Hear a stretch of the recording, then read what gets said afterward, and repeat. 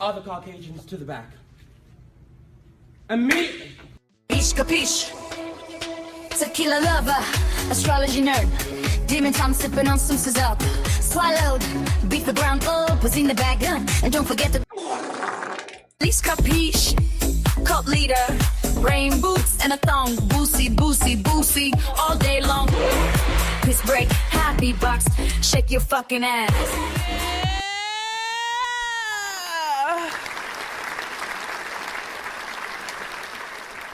What up, heathens and in-betweethens? How y'all doing? Geechee, if you're still in here, thank you so much for the raid. I appreciate it. Y'all, I ate and then I took my ADHD meds and I got a little woozy, so I had to go lay down. I had the stream scheduled for, I had it scheduled for for 10 o'clock, but my body said, no, girl. No, girl, you must be mistaken. So hold on, where's my, oh, here it goes. Hi, y'all. Shout out to all my YouTubians on YouTube.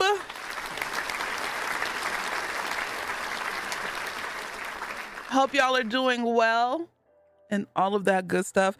No, I didn't forget. I got to finish this game today because I really want to play South of Midnight when it comes out on well, I'm not going to play. I'm not streaming tomorrow because I got to work early on Wednesday. So I might end up streaming on Wednesday and Thursday. And I'm pretty sure that game is going to take me more than 2 streams. So maybe I'll throw in a weekend stream as well. So cute cap and outfit. Thank you. Thank you, Big Mix. YouTube is the best tube. It's something. What's up, Bookish? How you doing? So thank you so much for all of your patience and for waiting on me. Thank you so much for the follow. Welcome in, y'all. I ate real good too. I had made like a beef burrito kind of situation, but I should have put some rice in there so it could soak up all the juices. So I know to do that next time. Your job didn't renew your contract. You don't know how to feel about it. Aw, peep. I'm sorry you're going through that. You'll find something better though. I believe. I've been avoiding folk streams because you're going to play that game yourself. Oh, well, I guess I'll see you next week, Queen Poppy. Yeah, I'm going to play South of Midnight. It's on Game Pass day 1. So thank goodness I get to just play it since I have Game Pass or whatever. They kind of suck, so I'm not too upset. Well, that's good. That's good. You had a tiny portion of Italian beef last night. Shit. I need some Italian beef.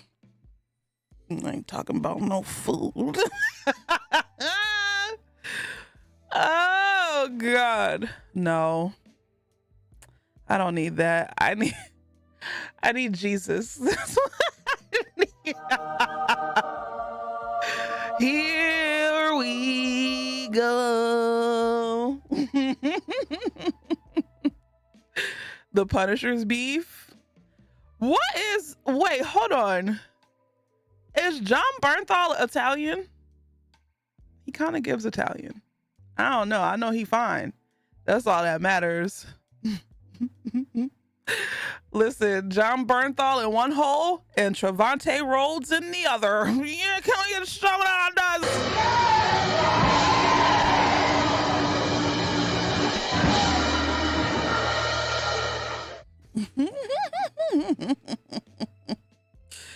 Listen, I'm just saying, you need a lot of things. Dick isn't one of them. Shit.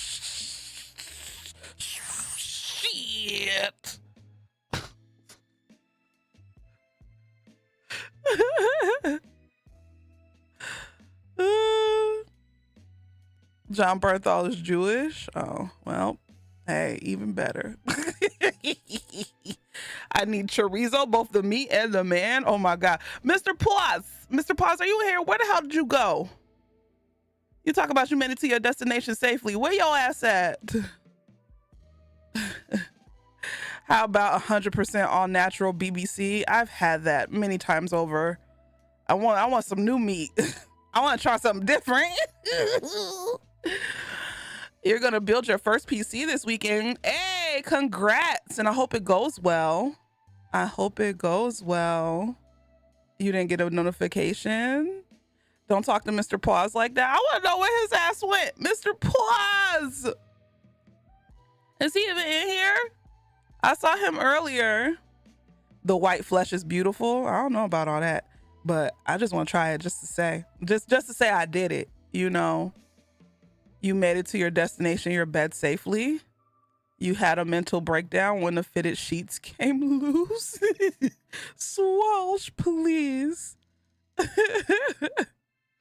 Now, trust me, I'm different. That's what they all say.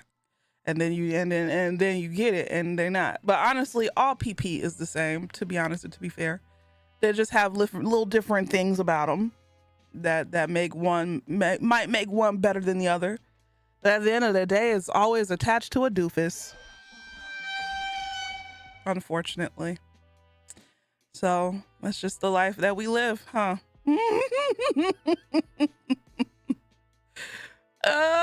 Leash talk about dick like free samples at Costco's.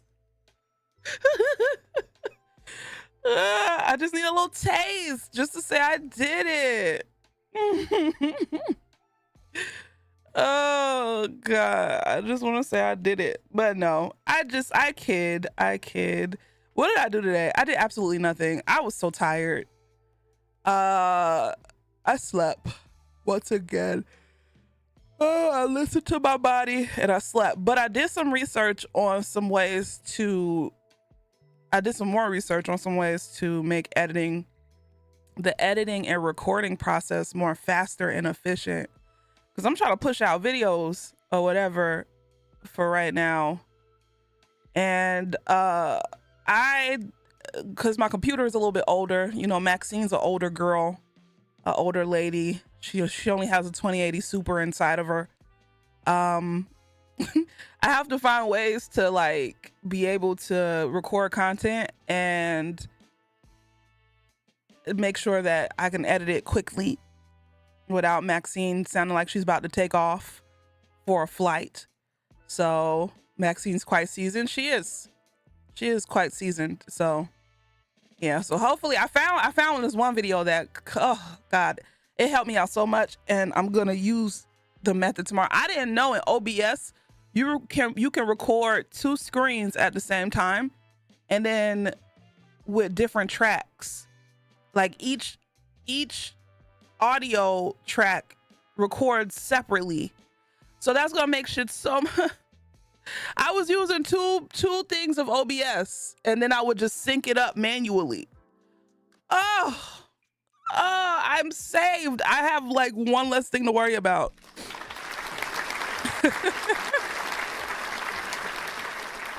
I just switched from a GeForce 2080 RTX to an AMD. It's cheap and it works. Hey, you got to do what you got to do.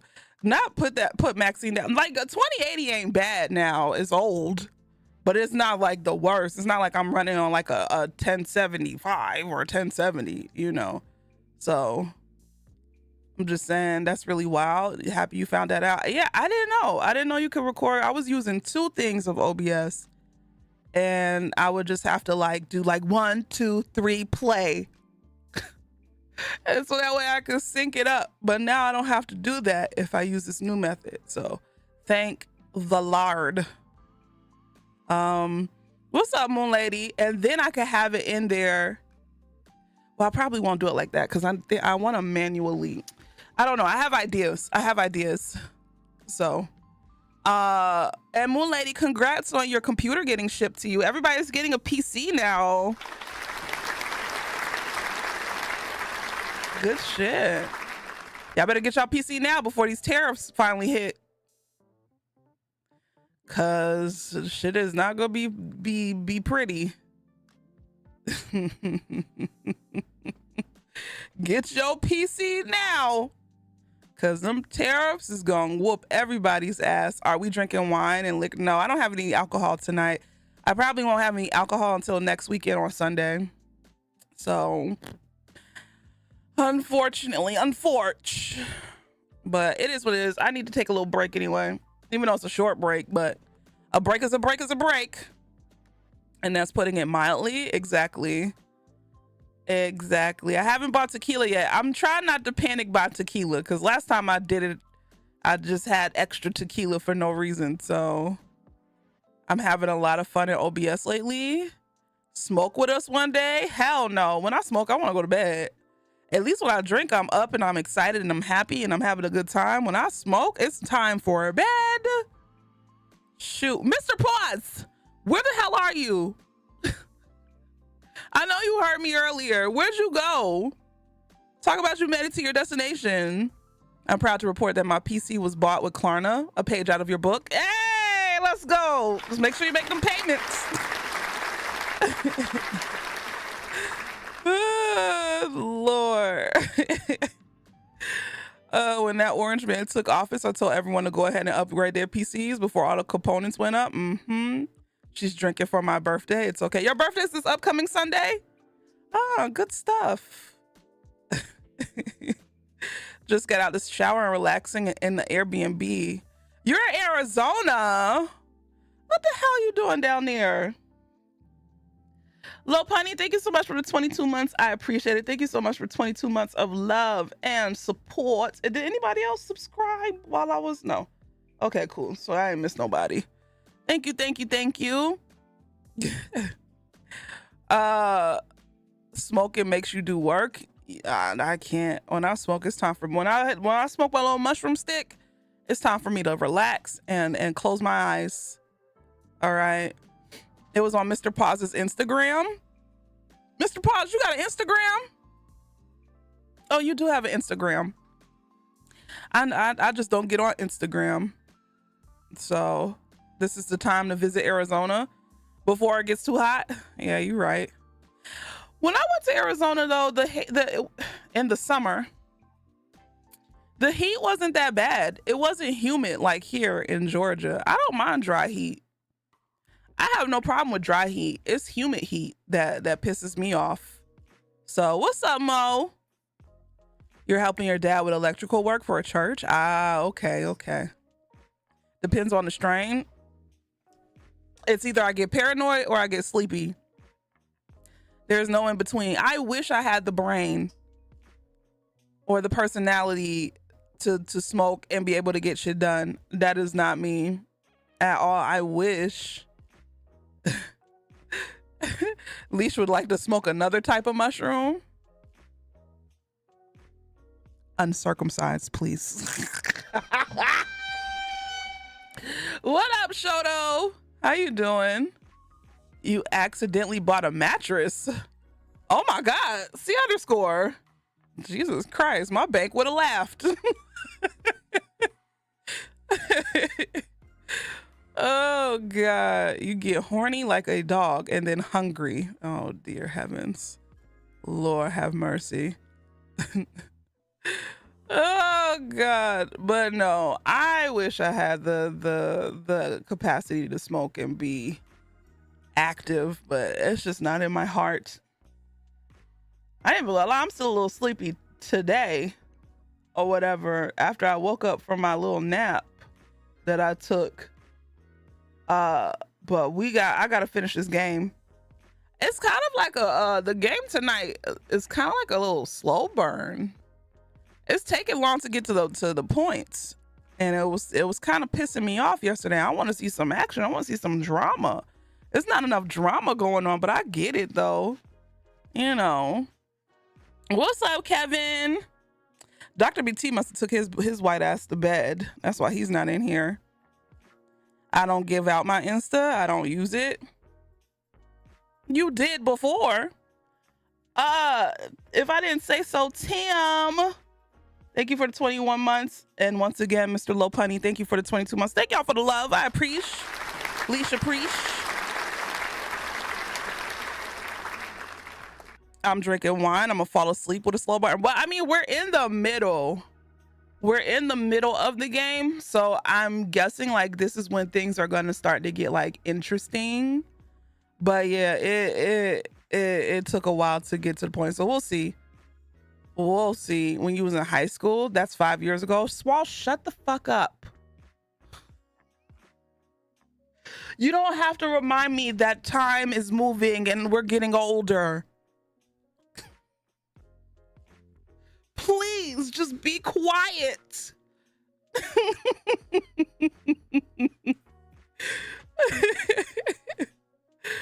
When I used to smoke, I would get creative, comedic, somewhat amorous, and really chill. Big Mix, it sounds like you're trying to promote yourself there. Not Swash is Wash now. Can't spell Swash without Wash. Oh God, Tim, please calm your moosey down. Where did you leave off? I left off. We found out that the lady in 509 knows the lady in 507, and they might be scissor sisters. They might be doing arts and crafts on the side. So now we're all gonna die eventually. Okay, Swalsh, take your depressing ass to bed, please. Please.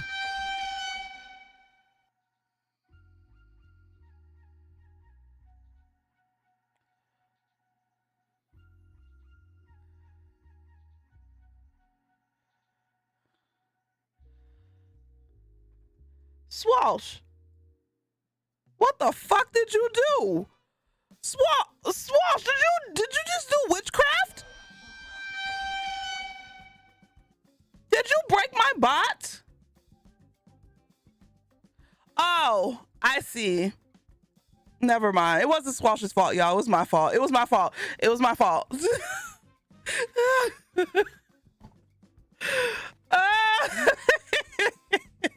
That ginger energy, right? Oh God. I was like, what the fuck? I apologize, Swalsh. It was me. I had two things of Streamlabs chatbot open. That was what it was. But I was like, what the hell? Cause you know, Swalsh, he from Boston, so he has like that witchcraft in him. So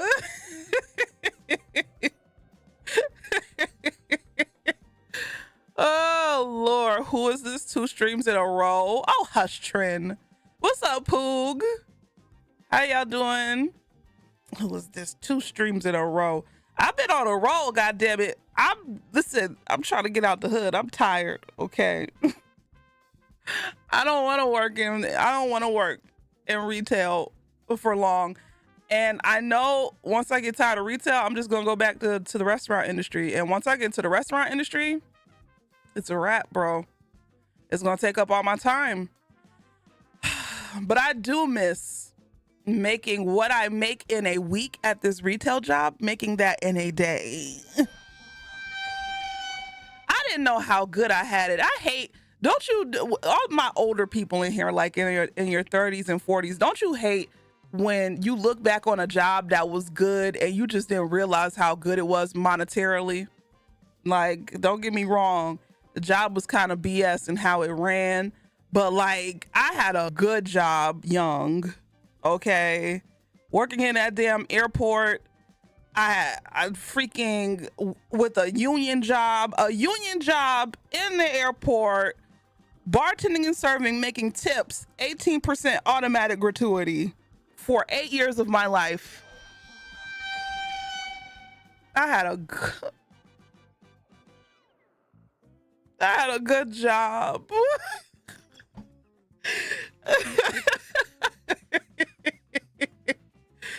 Oh Lord, money wise, and I used to just spend money, like, because I will always make it back. I will always make it back the next day.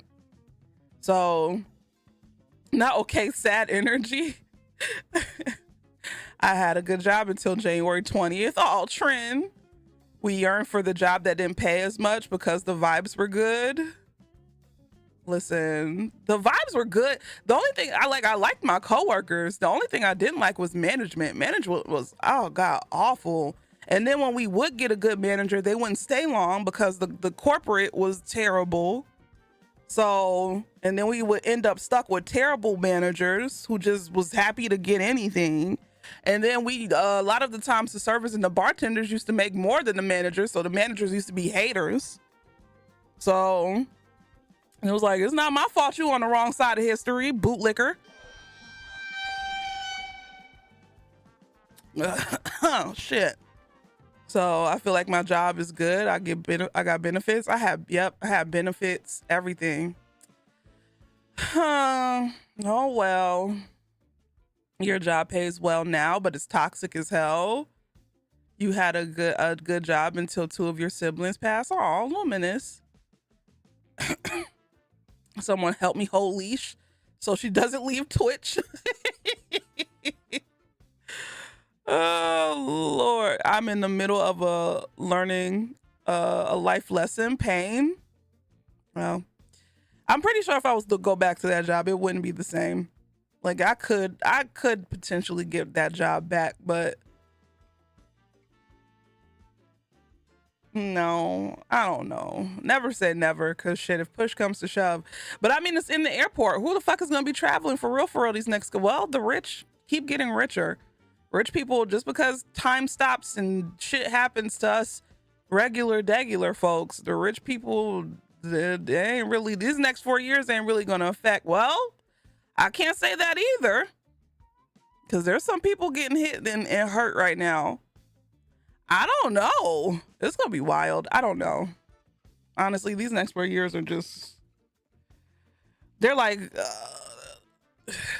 I don't know. It's random as fuck. What's up, AM?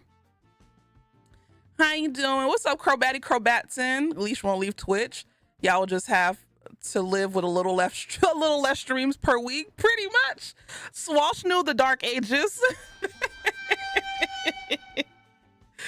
I was making almost $2,000 every 2 weeks with full benefits, 401k match, and profit sharing with nothing to pay for but food and my less than $700 of rent. I think about it constantly. Listen.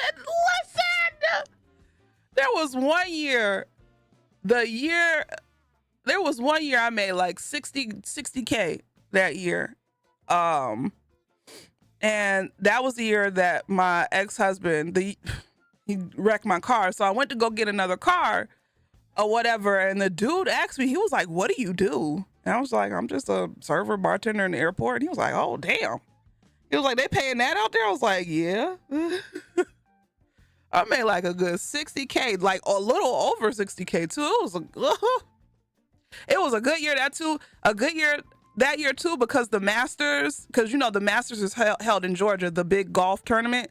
So the Masters was held, and like when I tell you the month of the Masters, I made so much motherfucking money that month because all of them goddamn rich Caucasians and their golf clubs came.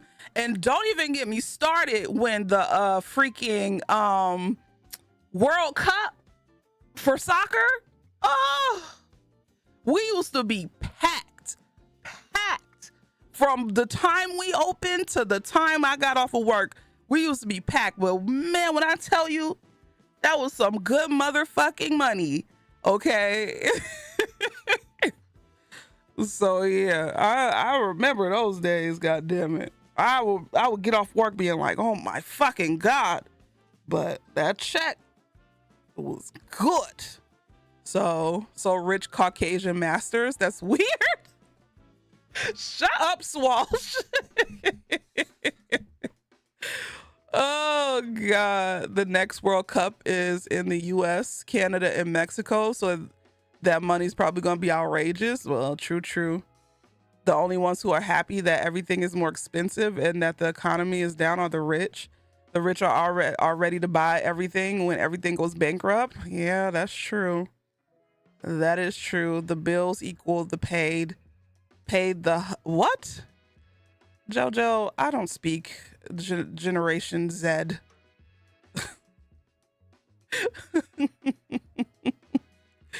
I remember when eBay first smacked and people needed web designers. I was making like $600 for 15 minutes of coding. Listen, shout out to the good days where the money was flowing. Yes, can we get Shaman Hondas for the past?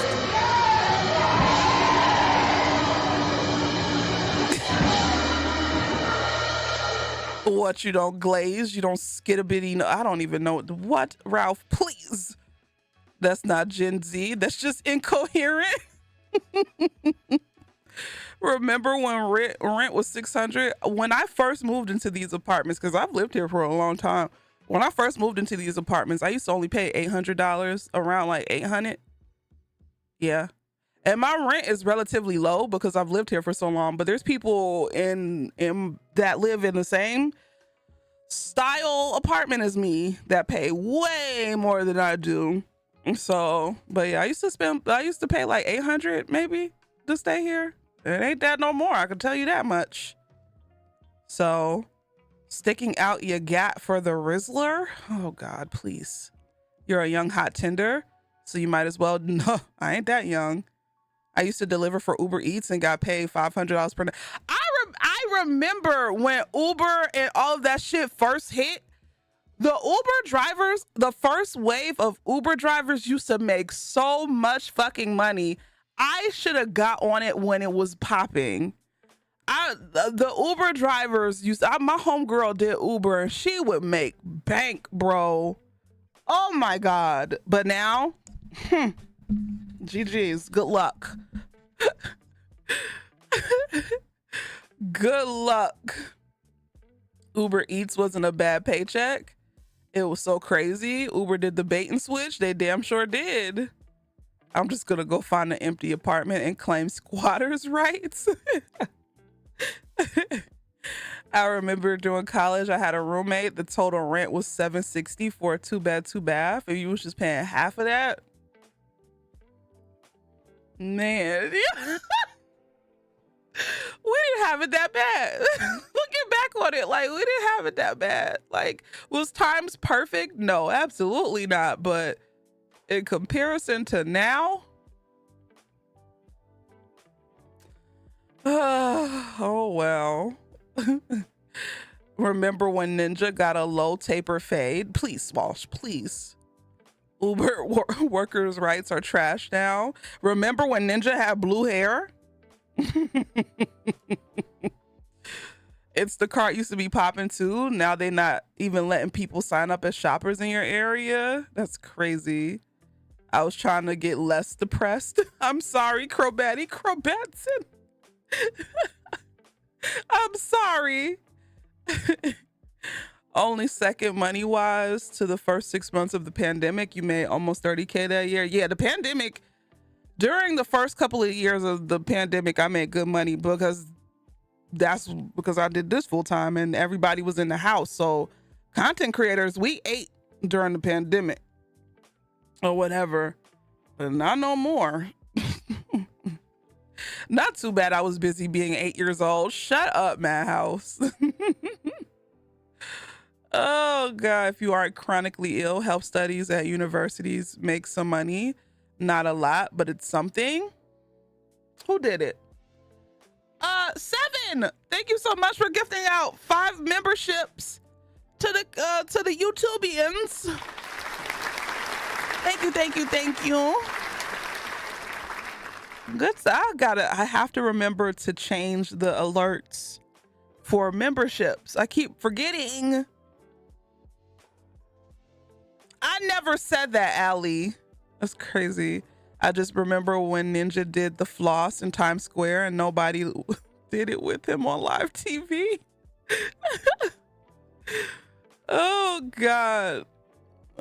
I refuse to believe I'll live with my Dukes forever. Ain't nothing, y'all. It used to be looked down upon when you used to live with your parents back when housing was affordable. Like, if you lived with your parents when housing was affordable, then yeah, you just might be a bum. But now we have to live with our parents out of fucking necessity, okay? I keep saying I'm one more bad year away from moving to my goddamn folks' house back home. You have to live with your folks. You have to live with somebody right now, you know. So you're and plus you're 26. And y'all, I don't care how long you stay with your parents. Stay with your parents for as long as you fucking need to. Okay, just make sure you remind your parents that you grown and you act grown too. Okay. But stay with your parents. I don't give a fuck. That shit, those conversations, I ain't pay attention to them. Oh, you 32, you still live with your mama and daddy? So the fuck what? That's none of your I mean, I don't, but shit, if I was, it would still be nobody's business. So I got 2 roommates and my share of rent is still $700. If I had somewhere free, I would go in a heartbeat. Nowadays, I encourage people to live with their parents. Exactly. Not lives in these. I want to use my rise in peace, my rose in peace. You ain't got a door with a lock on it?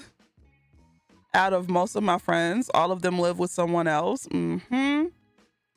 Yeah, I mean, live with your parents if you and your parents are cool. Like, even though me and my mom has had some issues in the past, like, I wouldn't mind going back, you know.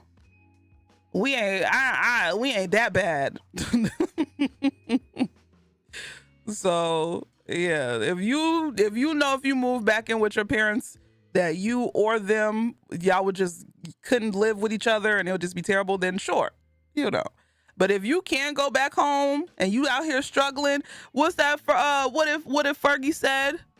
She said, my daddy told me so. He said, if you ain't got no money, take your broke ass home.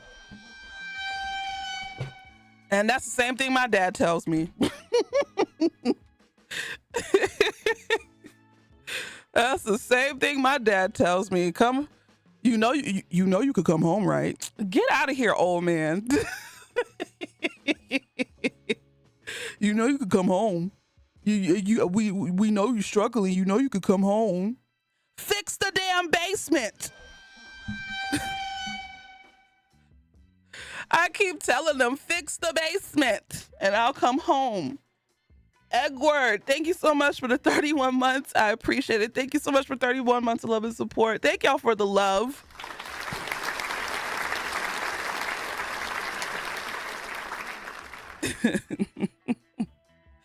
Oh, Lord. My parents let me know that I could always come home.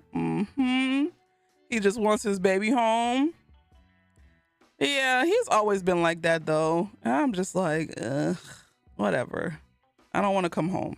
But like I said, if they fix their basement and they let me have the whole entire basement to myself, then I'll come home.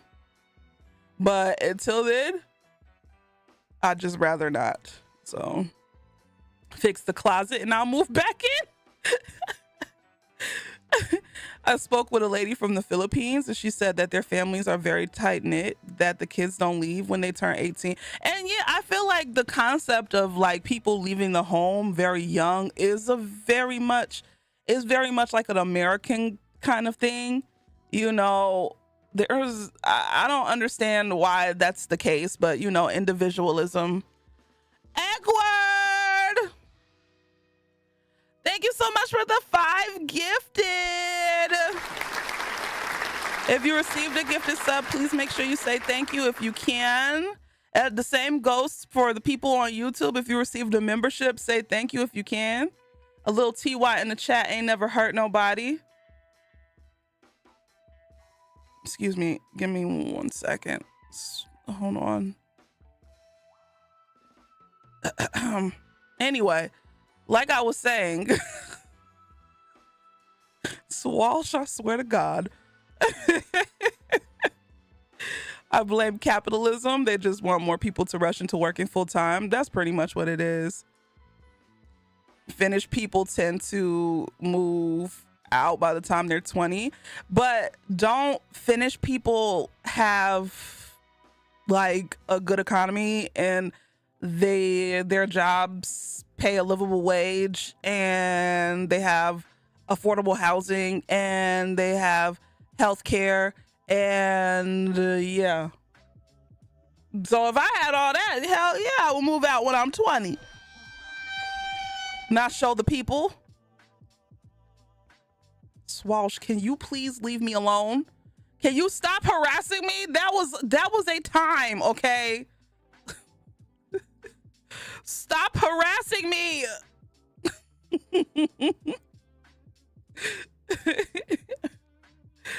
Oh, Lord. What about Jen? Jen already has a room at her grandparents' house.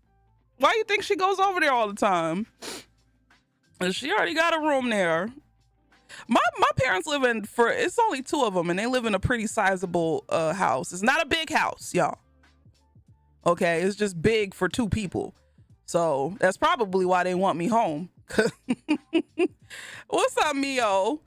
How you doing? Even in Russia, it's like that too. The kids and even their kids live with the parents in the same apartment ever since the fall of the Soviet Union. Imagine your hard work being rewarded or just being paid in basic ways. Exactly. I didn't want to see it back in the day, and you harassed me with it regardless.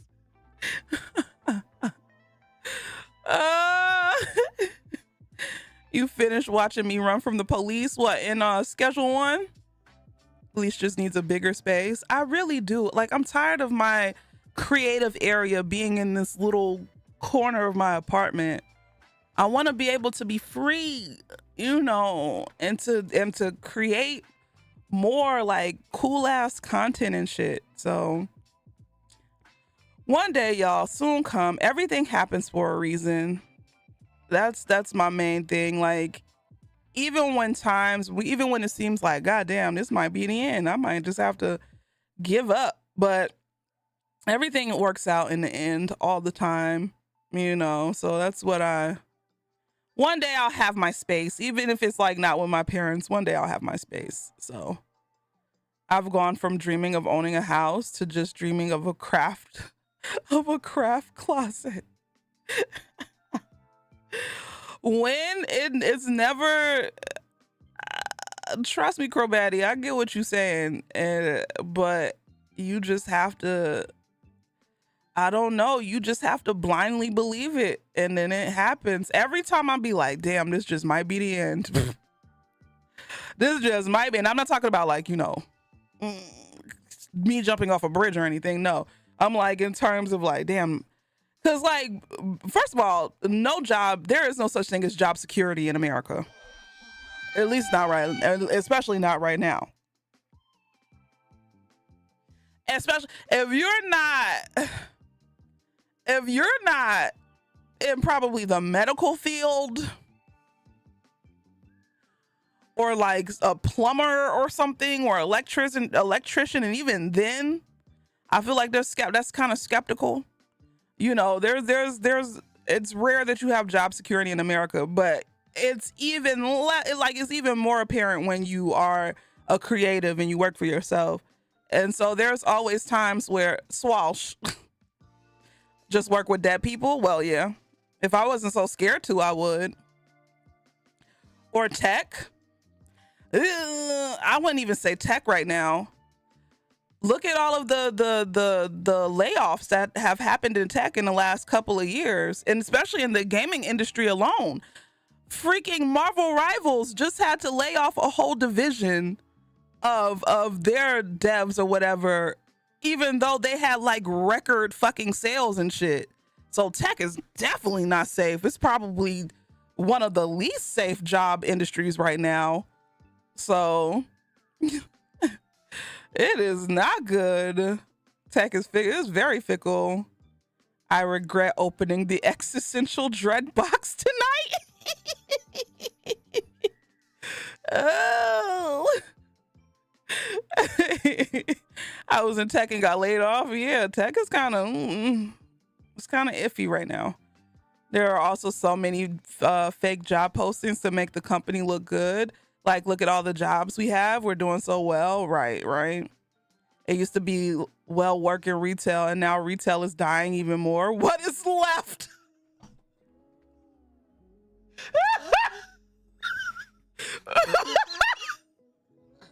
I'm not laughing at you, Crowbatty. I'm not laughing at you. But I can hear your voice. I can hear you saying, what is left? What is left?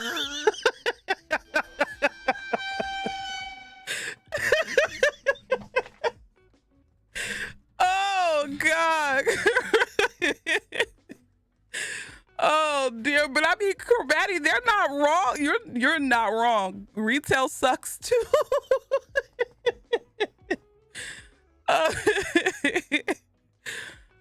Forever 21 is closing again. And then you got to think, well, all these motherfucking tariffs, bro.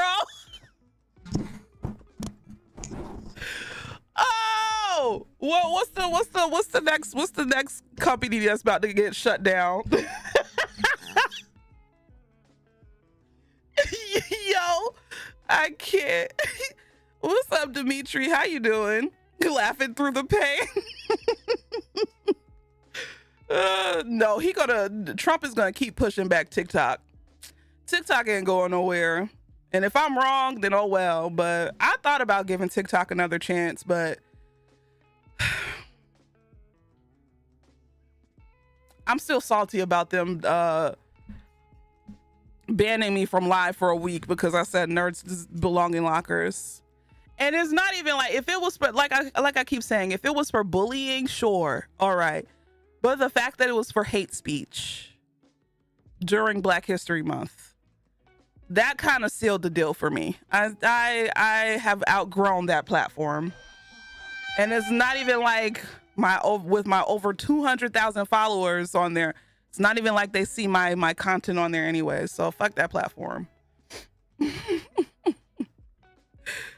Rite Aid and Walgreens is shutting down. Animal care might be safe because it seems people who also board their pets or send them to daycare are always spending, but it's not really fun. I can see that. You are so hateful.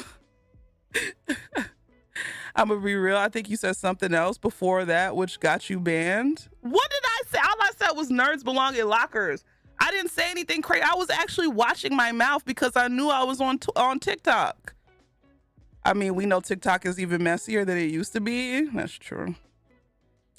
That's true. Is any company safe? You want the truth or a lie? Because I could lie to you right now, Queen Poppy. I could lie to all of you all. You know I do it all the time. Gun manufacturers. Yeah, true. The truth always. Honestly, just medical. That's the only thing. That's the only, everybody needs medical care. That's the only industry that I could see maybe not suffering. But even still with tariffs, that might change as well because we get everything from fucking overseas. So all of the little parts that are in the machines, to all of the gloves, to all of the vials, to all of the needles, to all of the sheets, the toilet tissue, the freaking everything we get from mostly, we don't manufacture shit here in America. So it's just like, I don't know.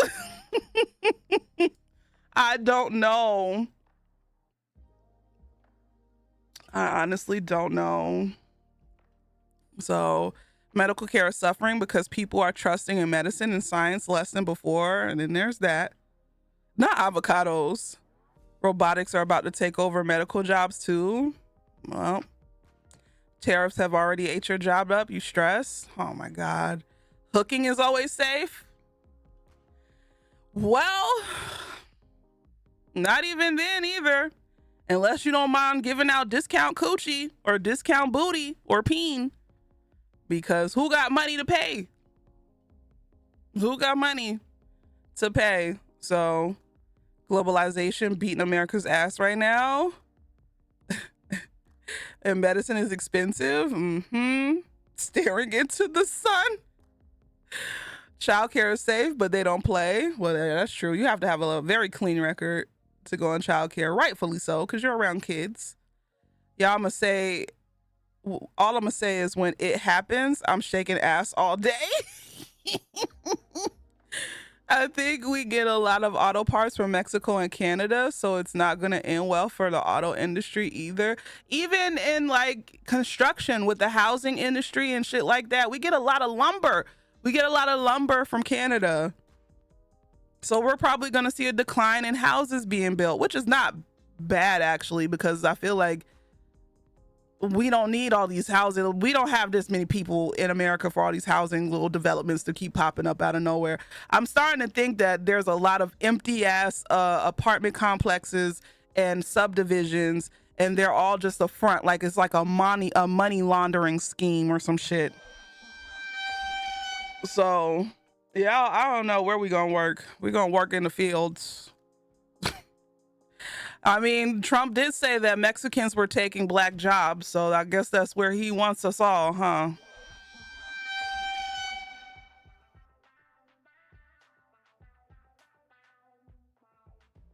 He wants us in the fields. I don't know, y'all.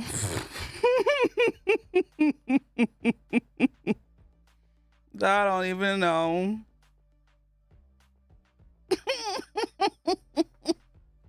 Not back to the rice fields I go. I hate that you're not too far from right.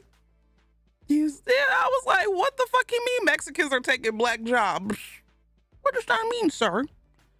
He knows what it meant. We know what he meant.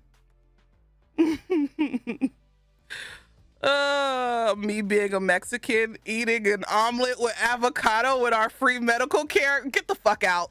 Get the fuck out of here, Ralph. 10 minutes. I haven't timed anybody out in so long. 10 minutes. You sit and you think about what you just said. Get the fuck out of here. The Americans are suffering right now. And you want to talk about your avocados and your free medical and your tequila? Get out of here.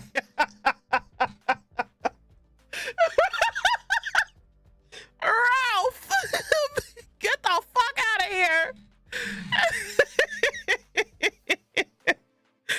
Oh my God. What's up, Chell? Are Canadians allowed here? It depends. Are you going to do what Ralph did? Huh? Because I'll time Canadians out too. All right. Oh, God. And I could picture it now. They're sitting up there. He's sitting up there wiping his mouth, dabbing it after he took a sip of his water. Couldn't be me. Me sitting up here eating my avocados. I have a doctor's appointment tomorrow. Guess how much it costs? Nothing. Stupid fucking Americans.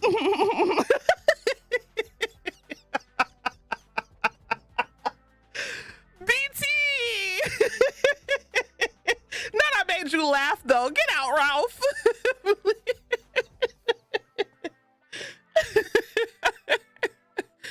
Oh God. Oh shit.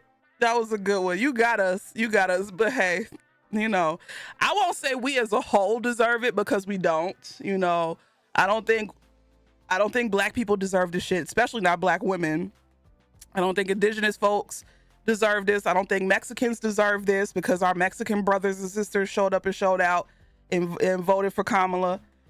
You know, a lot of us don't deserve it. I feel like the only people who deserve it, I'm unfortunately sorry if you're in here and you're Caucasian. Hey, you're guilty by association. I mean, a lot of y'all tried, especially if you're in here. You tried. You tried. But unfortunately, you have to start punching your racist family members in the face every time they say some racist shit. That's the only thing I could think of. It's like you have to strap them up to a bed and you have to read books to them. Like give us a list of books to read to racists so that way they stop. And you sit there and you read it over and over again. You play the audiobook when your voice gets tired. You give them water. You know, when they needed some water, you feed them. But while you're feeding them, they hear the autobiography of Malcolm X. You know, you have to start punching white racists in the mouth. That's the only thing I could think of. My grandmother's hands is a good start. There we go. You have to lock them in basements and just, you know, play certain audiobooks on a loudspeaker. The fact that every black person on TikTok is like, somebody got to do it, not us, and quickly. We're tired. And honestly, really, truly, there's a part of me that's like, I know in the back of my mind, or I feel, I'm not gonna say I know, I feel in the back of my mind, excuse me, that ain't shit gonna get done until we put our hands on it. But because the climate of America is just so bad right now, and anything that we do is going to be held under scrutiny, and they're just going to do the most. And, you know, they use black bodies as they perform violence on black bodies so much that it's just normal. It's ingrained in them right now. So I understand why we're stepping back, but I honestly don't trust white people to get shit done.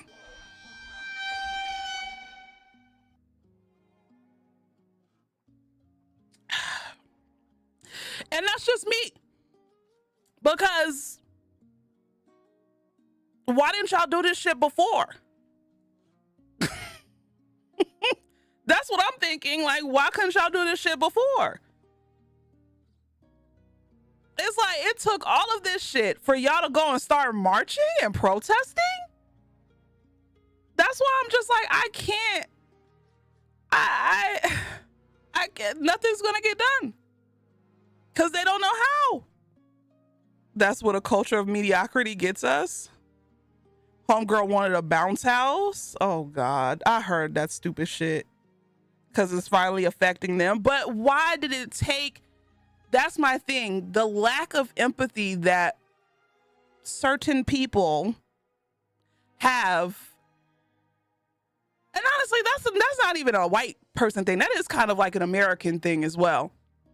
We don't really give a fuck until it affects us personally or whatever. We're a very individualistic society. But in general, like, we learned individualism from our colonizers, from our enslavers. So at the end of the day, it's just like, I just don't trust. I don't think nothing's gonna happen until we step in, but I don't want us to step in though. I want us to rest. I want us to have fun. I want us to just not have to worry about shit, you know? But I don't know, y'all. I just don't have faith. I just hope, I hope that, you know, the Caucasians prove me wrong. Prove me wrong, white people, please. I don't mind being proven wrong. Protesting like they didn't vote for Trump twice in a row. And it's the MFers that are like, I voted for Trump and I regret my vote. Fuck you.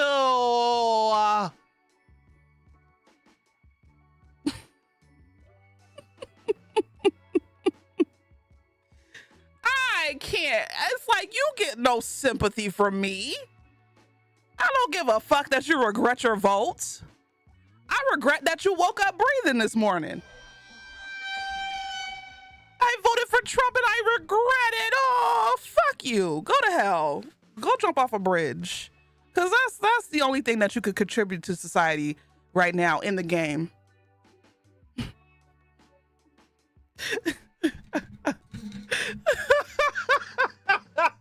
In the game. So just say, I think y'all are giving people way too much credit. These people don't give a shit about anything but their money. They don't care about people at all, even their own family. Yep. Those folks that thought Trump wasn't going to treat poor whites like he treats black people. They voted for him thrice, if we're being honest. That's true. It's the way my dad wants to know why I won't speak to my brother because he voted for Trump. Like, sir, I'm not speaking to that goofy. That part. And being black and voting for Trump is a choice. Jesus. The most Googled thing that's being the thing that's being most Googled is, what is a tariff I want out of this timeline? Oh God. But yeah, I don't know. I appreciate the work that they're doing with these marches or whatever, but I just don't see shit getting done until black people stop resting. But I don't want us to stop resting. I want us to rest. I want us to be able to do, because we did our part. We've been doing our part. Especially Black Americans, we've been literally doing our part. My ancestors have been doing their part since we came to this motherfucking country, since we were stolen and taken and brought to this motherfucking country, bro. I feel the tiredness and just the I feel the deep, heavy Negro spiritual sigh of my ancestors, bro. Pantherist, thank you for the 11 months. I appreciate it. Thank you for the love. Thank you, thank you, thank you.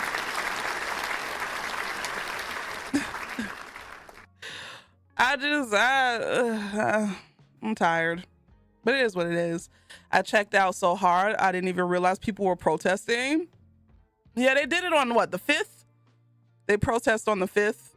So ask yourself, what is American culture without black and brown people? Hell yeah. My roommate voted for him. I go to a HBCU.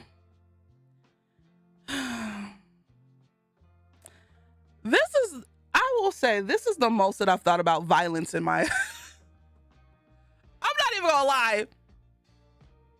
Whenever it comes to people voting for this man, I just think of violence. I don't know what it is. I just think of ways like, oh, you should just run your car into a tree, or like, and what's so crazy is that I've never been that type of person.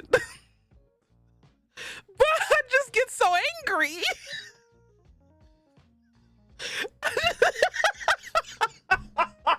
I just get so angry because it's like, you're the reason why we're going through this bullshit. So please, just run your car into a tree, Rachel.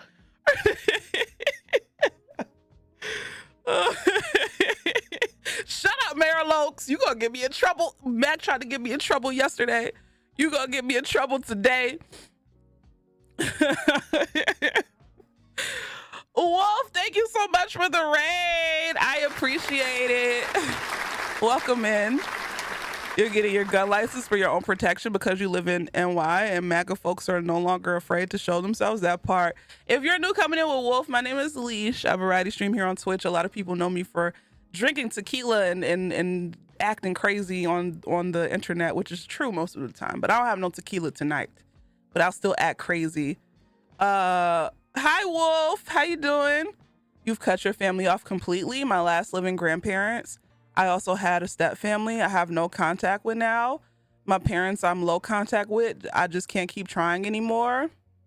It's just like they don't understand, and I don't understand what they don't understand, because the problem is not black people. The problem is not brown people. The problem's not Mexicans.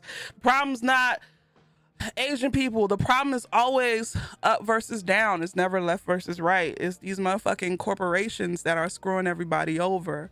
You know, people coming here illegally, whatever the fuck that means, you know, isn't the reason why you can't pay your rent, Rebecca.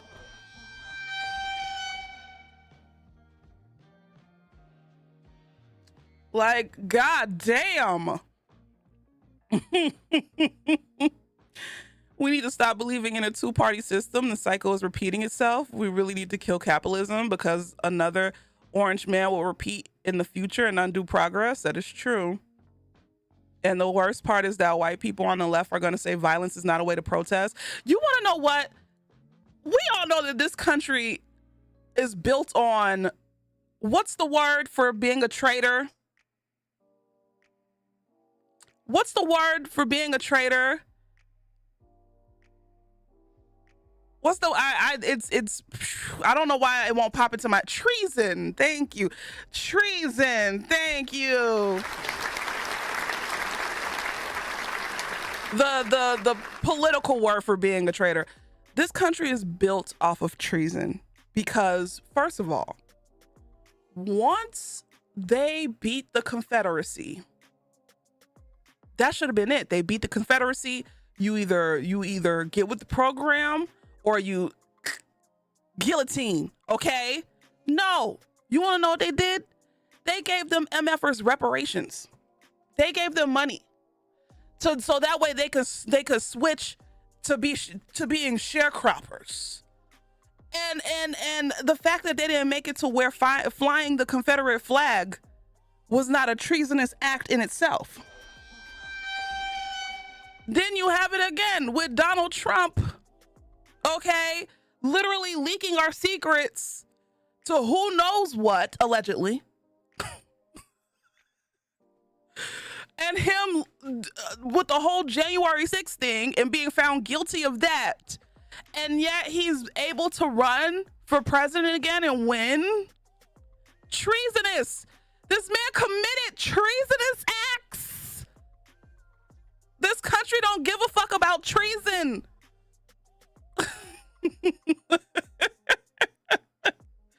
Like, and I hope, let's say we get knocked back into the good timeline. What's up, Sames? Let's say we get knocked back into the good timeline and all of the bad people get their just desserts. I am effing pray that we don't get no soft-hearted ass motherfuckers going, well, if we do that to them, we'll just be as bad as they are. Fuck you. Do it. Do it. Send them away. Lock them up. I don't care. Tie up their ankles and throw them in the ocean. What the fuck? Sometimes you have to be just as bad as the bad. So that way the bad learns that, hey, they don't fuck around either. We need to take some notes from our French brothers and sisters. Can't stand the French because they're pretentious, but hey, they don't fuck around. Oh, shoot. Like, come on, bro. I can't. But, well, it's just the world we live in.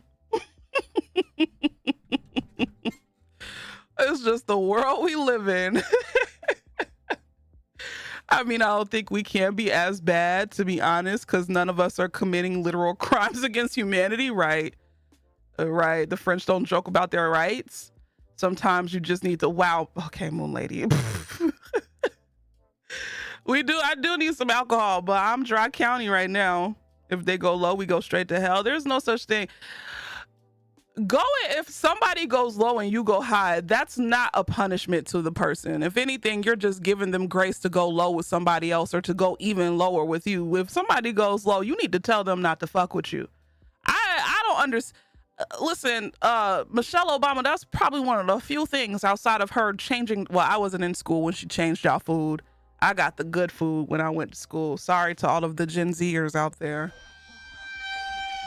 When she started putting carrot sticks and shit on your little cafeteria plates. I'm so sorry.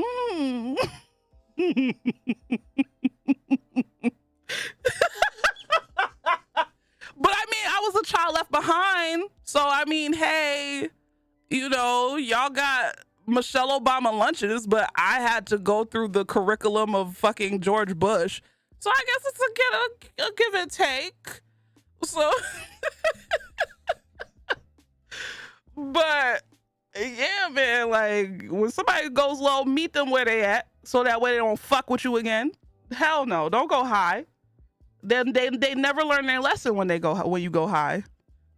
So I say shit like Democrats ain't better, and that ain't necessarily true. What I mean is that they don't properly act as opposition to our country's descent into fascism. Other countries ban politicians from public office for less. Marie Le Pen can't run for the French presidency for 5 years because of embezzlement. We couldn't figure out how to get Trump banned from running for treason. Exactly. We do need a true blue leftist party. Unfortunately, the Democrats are not that. Democrats are centrist, as centrist at best. Democrats are just here to keep the status quo. They're not necessarily going to move things forward, but they're not necessarily going to move things back. They just want shit to remain the same. We need like a true blue leftist party. So I think what people fail to understand is that tolerance requires intolerance for things that are not tolerable. The reason Nazis and white supremacists got to make a public comeback because we know they were just in the shadows is because people stopped making them to be intolerable, but instead treated them as people with a simple different opinion. Exactly. Any group of people that just want to murder you just because you're black, is that, yes, that should be, or just different from them, or just not white. That should be definitely intolerable. Yeah. At this point, I'm gonna just start popping folks in their mouth like that one girl from the Bronx who bopped that girl in the eye. Exactly that. Exactly that. The leftists will turn off moderate, undecided voters. True, but leftists will push things in a different direction. You know what I'm saying? Like, they said that the Democratic Party is just there to keep shit from going farther right. We don't have a party that will push shit left. We have a party that will continue to push shit right, and a party that stalls the inevitable. You know what I'm saying? So yes, leftists will turn off moderate voters or undecided voters, but leftists need to find a way to appeal to those voters or whatever. There's no progress. When you really think about it, there's no progress for real under a democratic rule, outside of them just fixing the mistakes and the shit that Republicans have established. All the Democratic Party is just fixing fuck ups of Republicans. That's literally it. But there's only so many fuck ups that you could fix before we keep easing our way right, as we clearly see. So we need a true opposition to. We need a true opposition to the Republican Party, and the Democrats are just not that. So it's not as if centrists were bringing in those voters either. Exactly. We just need a leftist party that just, I don't know.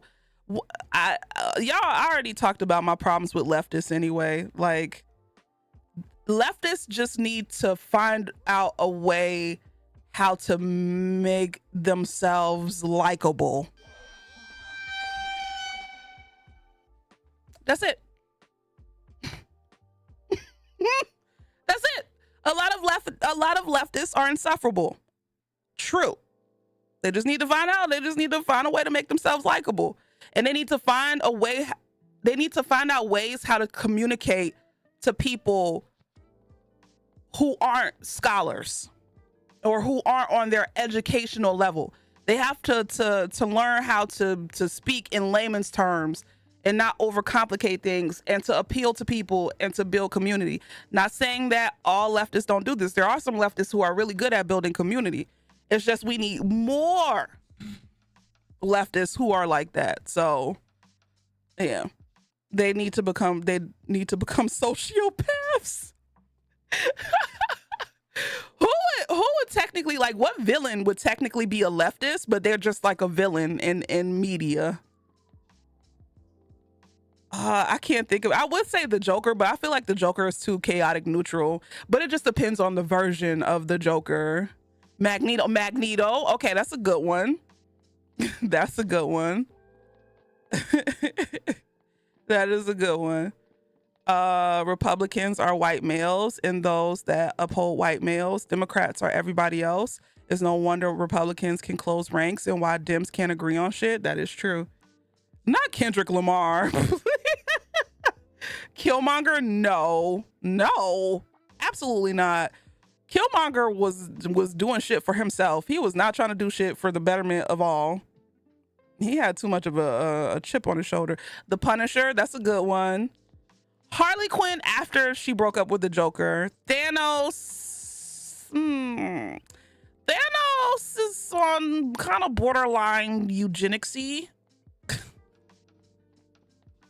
So not necessarily Thanos.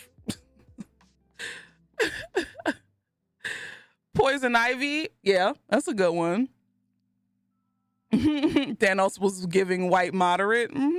Yeah, pretty much. The reason why the world sucks is because there's too many people.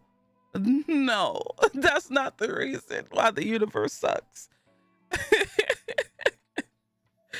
Oh, Lord. But yeah, those are just my thoughts. I don't know nothing, y'all. At the end of the day, I'm a college dropout who don't know shit. All I got is an opinion.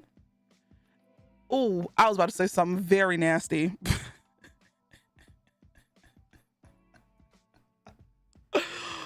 Oh, oh man, it feels so good to just think about what you say before you say it.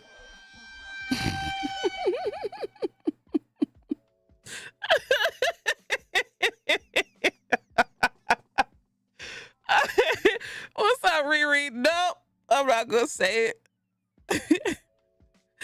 At least you know a hell of a lot more than the men saying education is feminine. That's just stupidity.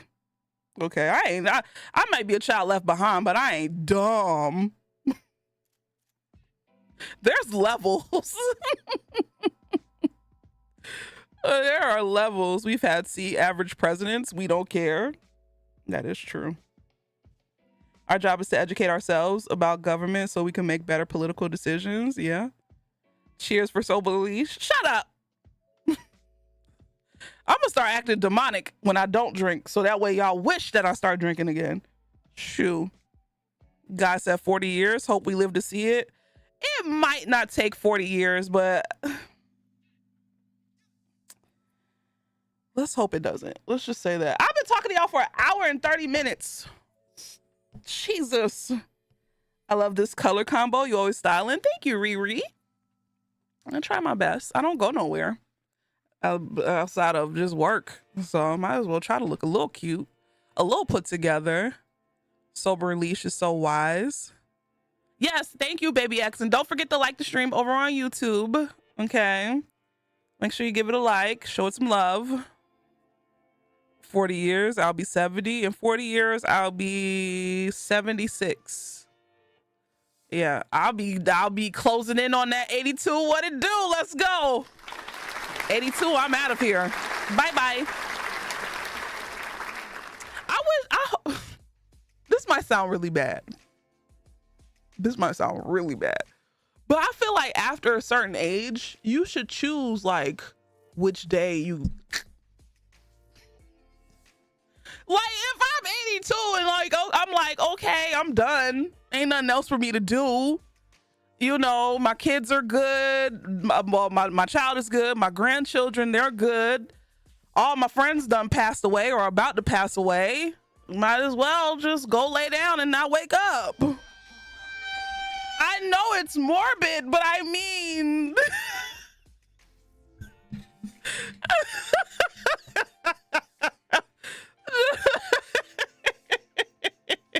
not come through death.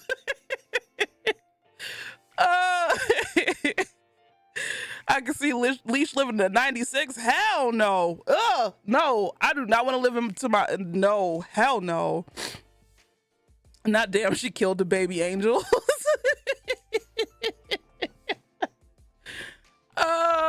I'm just saying, I feel like once you get to a certain age, you should be like, okay, I'm ready. Low key, I might have to cap it at 60. I'm not gonna have retirement money. Oh God. Oh dear. Be in the future, I got an appointment with the Grim Reaper.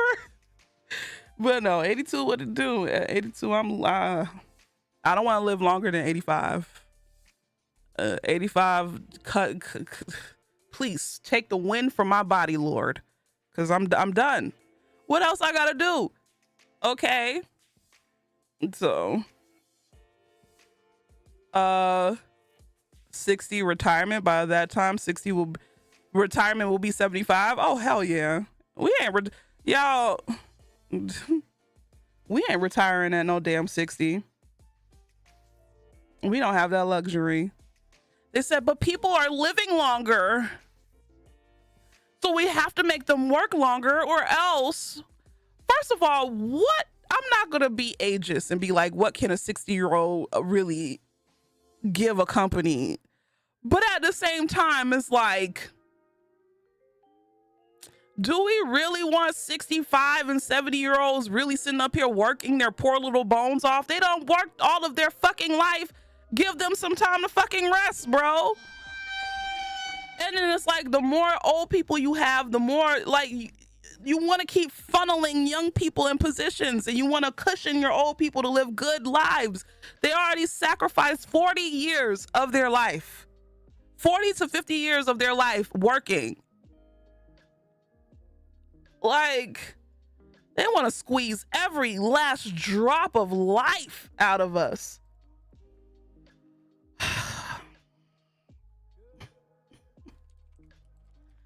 I can't.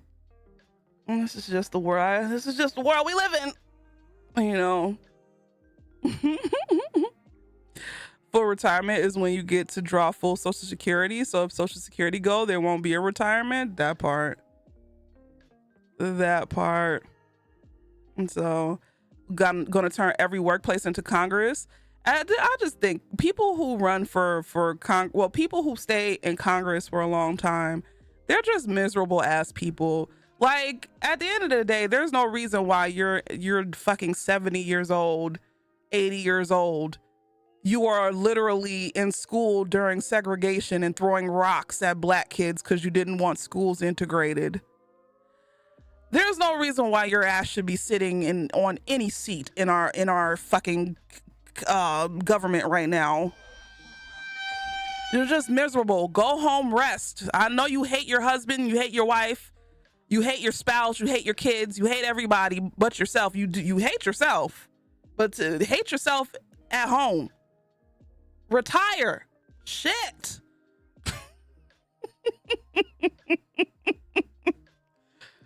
Damn. Mitch McConnell. The old fucks who need their aides to raise their arm for them because they can't even do that. Lord Jesus. Go hate yourself at home.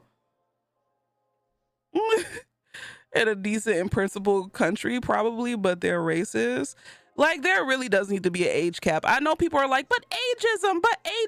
But there's certain jobs where it's just like, nah, bro. No. Because after a certain point, old people get stubborn and in their little ways. So you kind of need a changing of the guard at all times. And especially when it comes to like government, you need stuff to be fresh. You need your government to align with the majority of your nation.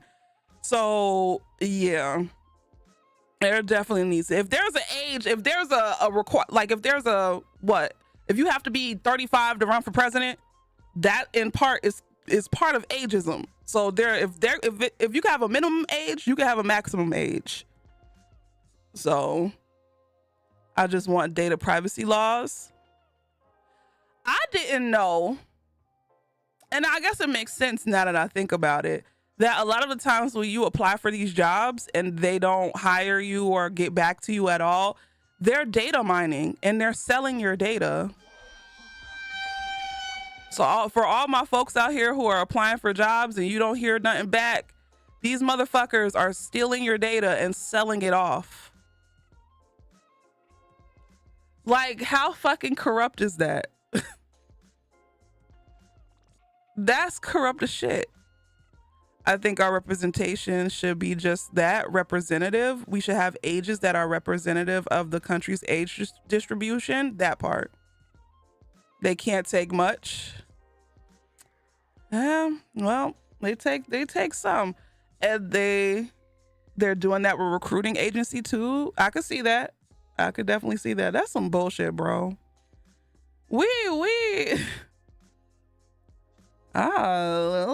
Is there a country that gets it right? I mean, everybody has their flaws, but is there a country that gets some of it right? Shit. Most of it right?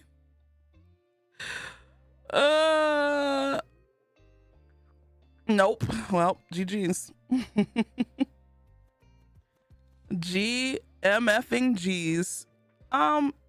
First of all, why isn't this thing opening up? Oh, there we go.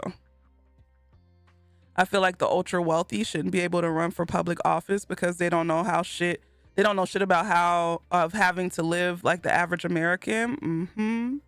It's crazy because I saw Bill Burr. I was scrolling TikTok and I saw him talking. I think it was like on Good Morning America or some bullshit. And he was like, I think if I was like a billionaire, I wouldn't be sitting up here being mean to other people with a billion. Like, I have $1 billion. And he was like, I wouldn't be sitting up here talking about how bad the economy is because shit, it worked for me. It's like that. How you gonna talk about the economy's bad and you're a motherfucking billionaire, bro? What you know about the economy being bad? You have $1 billion. The economy hasn't been bad for you in a while. At all, honestly. So, New Zealand seems like a decent place. Let me make sure the game, okay. The price of eggs, dog, you could buy the whole farm. Here's a secret I told my mom. I went for a checkup in Russia and they took a blood sample, so they got my blood. I'm screwed, oh no. No country gets everything right, but some countries do certainly well. It's hard to project at the moment. We're seeing a shift in every nation politics in response to the shifting power dynamics. That is true. What's up, Steffi? How you doing? All right, y'all, let's play the game, because I'll sit up here and I'll jibber jabber with y'all all night. All damn night, just sitting up here talking. If you find a country that does something right, most likely they're gonna be racist. Yeah, BT, you not wrong.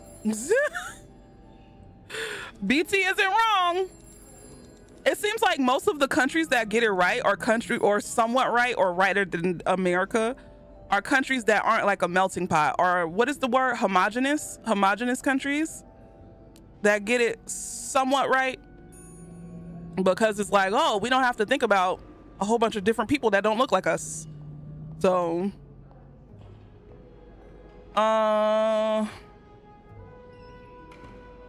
Switzerland and Norway could be racist.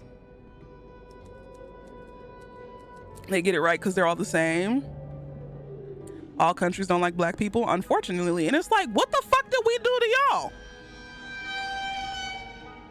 What the hell did black people do? If I had to go into a time machine, I wouldn't go into a time machine to be around people. I would go into a time machine as an observer, just to see what the fuck was black people doing that make y'all just don't like us. What the fuck we do? We ain't do nothing. We just chilling. So, be miracles. Existed and happy. It's like, damn. We had fight for our fucking freedom. That's the thing that pissed you off. Shit. I always find it hard to believe that skin color is that threatening, right? Homogenous countries are also having issues keeping their birth rates high enough to sustain their population. White supremacy did its big one and convinced the world we are the problem. I accepted that no country is nice to indigenous, disabled, trans folks, so I gave up on that a decade ago. That part. People are just, ugh, unfortunately. And we don't have to be ugh. We could. Wait, what am I supposed to be doing? That key looks so familiar. Why do I associate it with room 505? One man's trash is another maid's trash. Why do I associate it with room 505? Something tells me you won't be missing this. Let me go ahead and clean his room. I wasn't gonna touch anything in his room, but F it. I hope you weren't eating those beans. One man's trash is another maid's trash. I know what key I'm supposed to be looking for. It's like that little silver key. But she said she associated it with room 505. But I didn't see.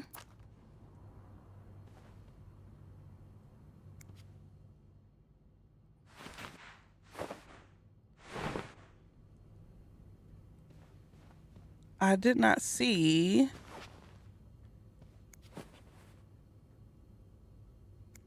a key like that in here. Maybe I should just try to go to 509.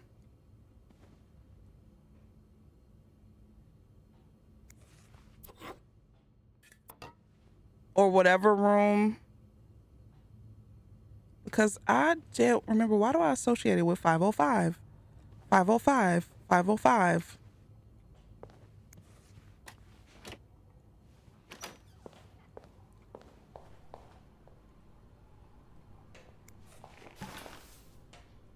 Because maybe I do need to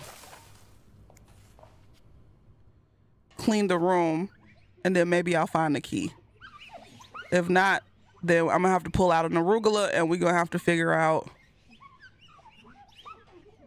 But we're almost halfway done with this game. A little over halfway done.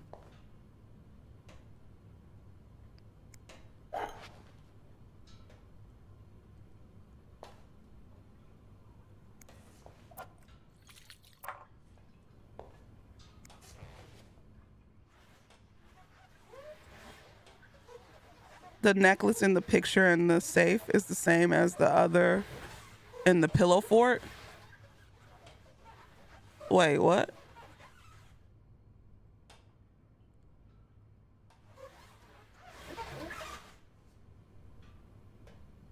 Now, I don't even remember what's in the safe. All right, that's as clean as I'm gonna get it. Let's look in the safe again.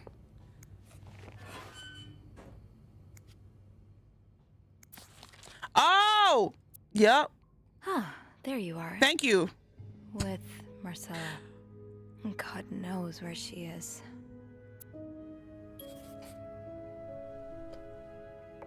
Clarrington Hotel reception desk. Beth What's up, Hey, Beth. Bean. Lady Mark? I've been meaning to speak with you. Oh, about what? Well, a little birdie told me Mr. Morgan and Mr. Cruz had an argument yesterday evening. Really? Who's your little birdie? Jacques. Apparently it got so heated he had to get involved. Uh-oh. And listen to this. It sounds like I was on the right track, because he heard a particular word thrown around quite a lot. Wanna guess what it is? Affair? Affair? Bingo. Ah. Did Jack hear anything else? From what he told me, it seemed like Mr. Cruz was accusing Mr. Morgan of having an affair with his wife.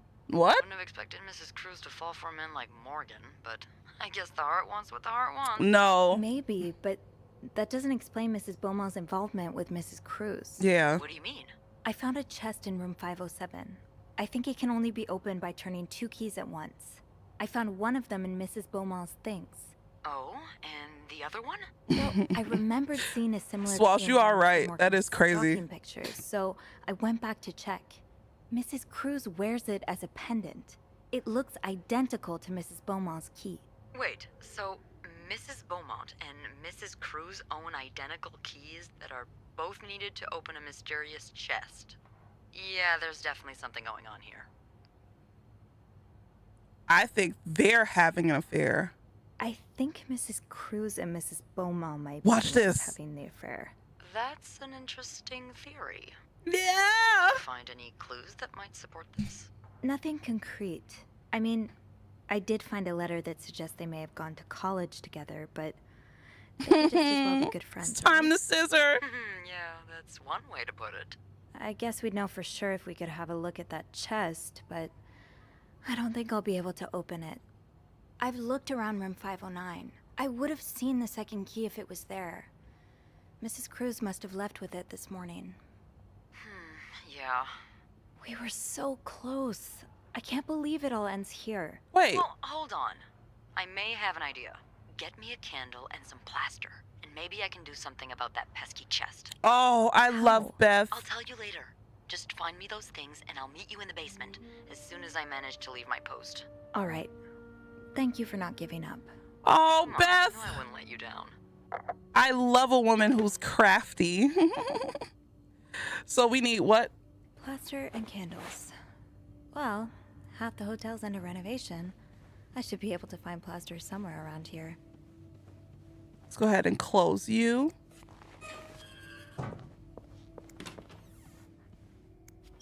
Plaster.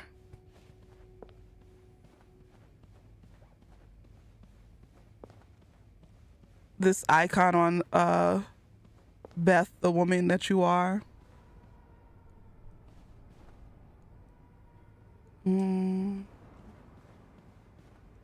Let's see. It shouldn't be in the... It might be in the janitor's closet. No.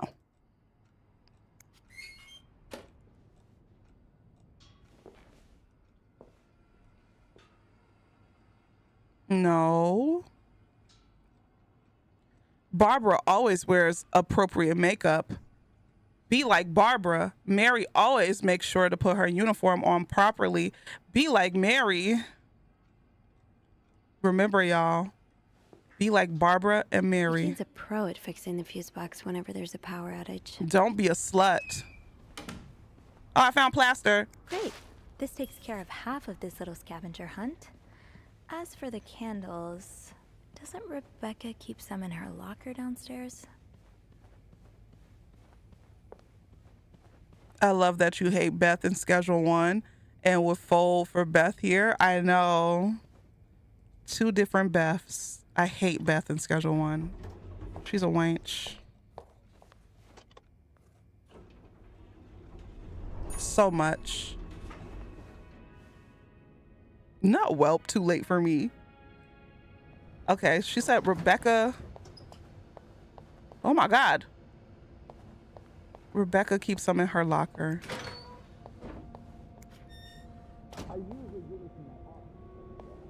Well, it's currently under renovation. No, I don't mind being in here. Just, cozy. Damn. If you get the job, it will be all yours. Well, mostly yours. I'd come visit, of course. He already found him a new piece. I've never had an office before. I thought you said you'd been employed as a governess. I have, but I guess my former employers just didn't think I needed one. Oh, The same day? good point. Hiding that pretty face of yours in an office would be downright criminal. Well, if you look at my resume, you'll see that. Have you ever thought of working... Oh my God, BT, you're such a nerd. I don't think that would suit me, having to smile all the Damn, he's time. trying to fire Beth. Quite exhausting. That's a pity. You're even prettier when you smile. Anyway, I like being a governess, managing the team, making sure everyone does their work on time. I think I'm really good at it too. If you care to look at my resume, you'll see that I've been in charge of Yes. I don't doubt you're very good at your job, but do you have any other, This is a sleaze bag. Well, I play the guitar, the guitar? and I've been told I can hold my own at tennis. Right. Are you married? No, I'm not. Why not? Well, surely men must be all... Bernard needs to have an accident down a flight of stairs. I myself prefer the company of women. It is probably why I enjoy managing a team of maids so much. Now, how about we look at that resume I worked so hard on? Let him know, girl. Yes. All right. Mm-hmm. So Yvette, Susan, Wendy, Jasmine, Carol, Zoe.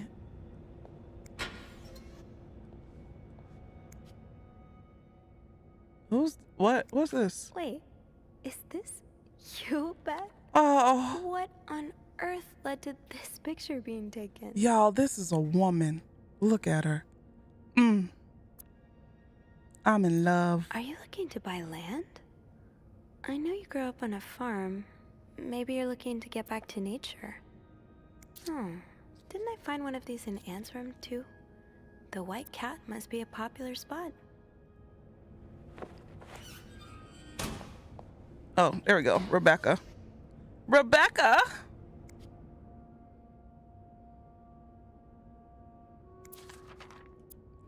The VIP guest in room 602 is getting on my nerves. He keeps ordering food that's not on the menu.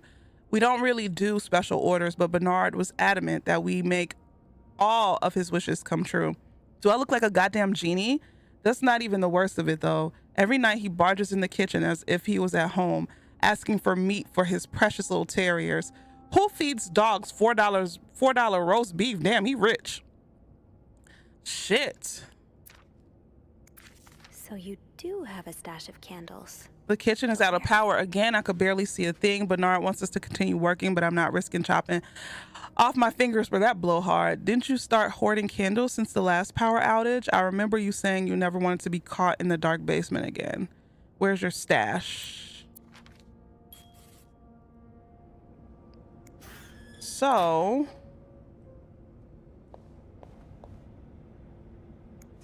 To be tossed aside by your best friend like that? Oh, Wendy, that's a special brand of heartbreak.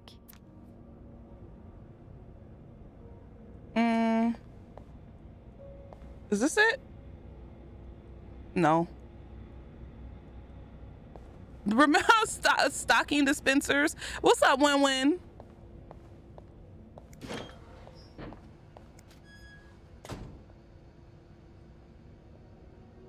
So we're in. Oh, right. My keys are still in the break room. Oh, break room's right here. Let's just make sure the candles aren't. Of course it wouldn't be.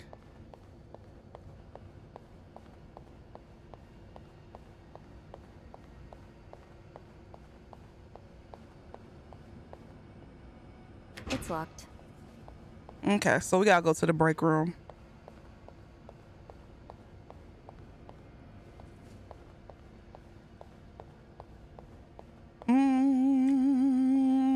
Where would candles be?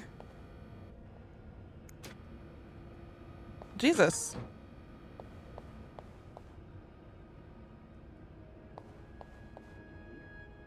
Not just fired Linda. Yes, I've heard. I'm so sorry, Wendy. I've been such a fool. I can't believe Linda would. You been busy with school? It's fine. Can't. I mean, If you join late, that's what I started late. I started at like 11. believed you. Can you ever find it in your heart to forgive me? Oh, No, I can't. I understand. But I can try. Really? Oh, Wendy, I love you so much. oh. They made up.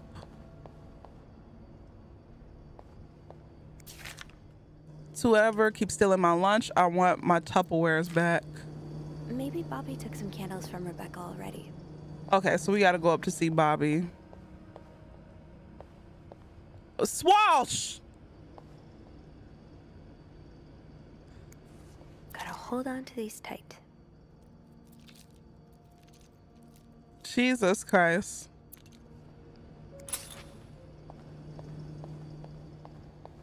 All right, we got the keys back, at least.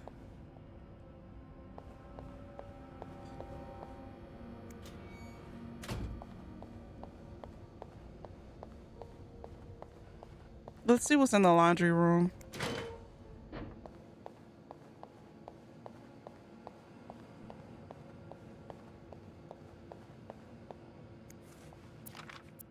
The washing machines are not broken. The problem comes from the pipes. They're completely frozen. It's only a matter of time before they burst and flood the entire basement. Okay. That has nothing to do with me. We're trying to solve a mystery here. Ooh, is this a movie script?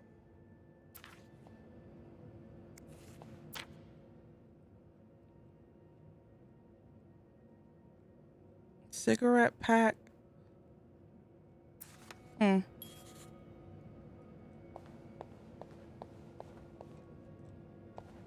All right, there's nothing in here. What do I do with all these damn cups?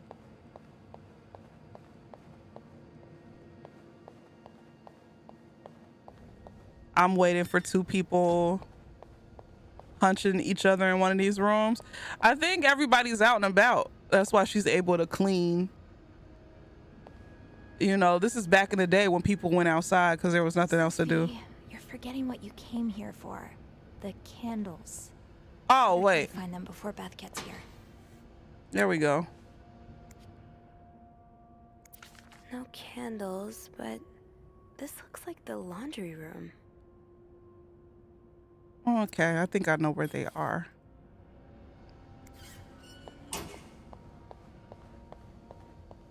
Back when we had community spaces, right?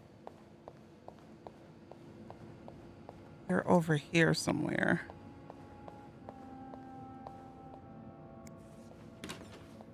There we go. Got a candle. Now, what next? That's it.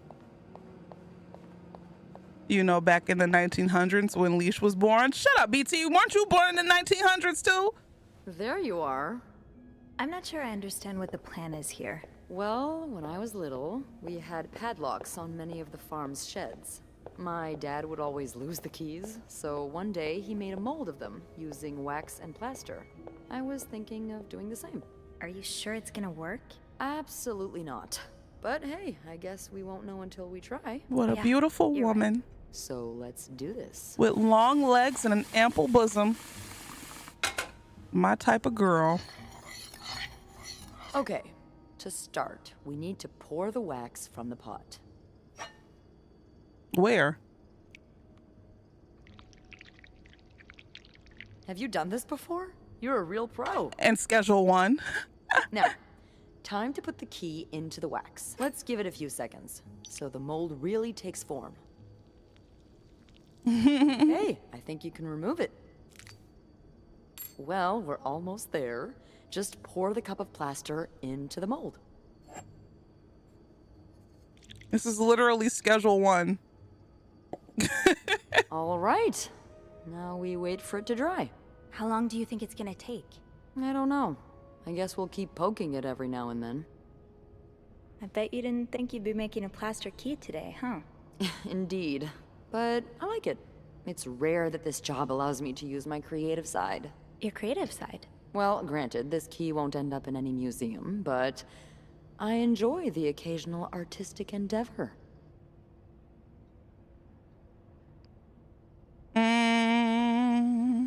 This, I don't. Like posing with alligators? How do you know about that? Oh, I think it must have slipped out Oh. of your locker because I saw this picture of you in a long white dress. I need to and- know what she used to do. You did?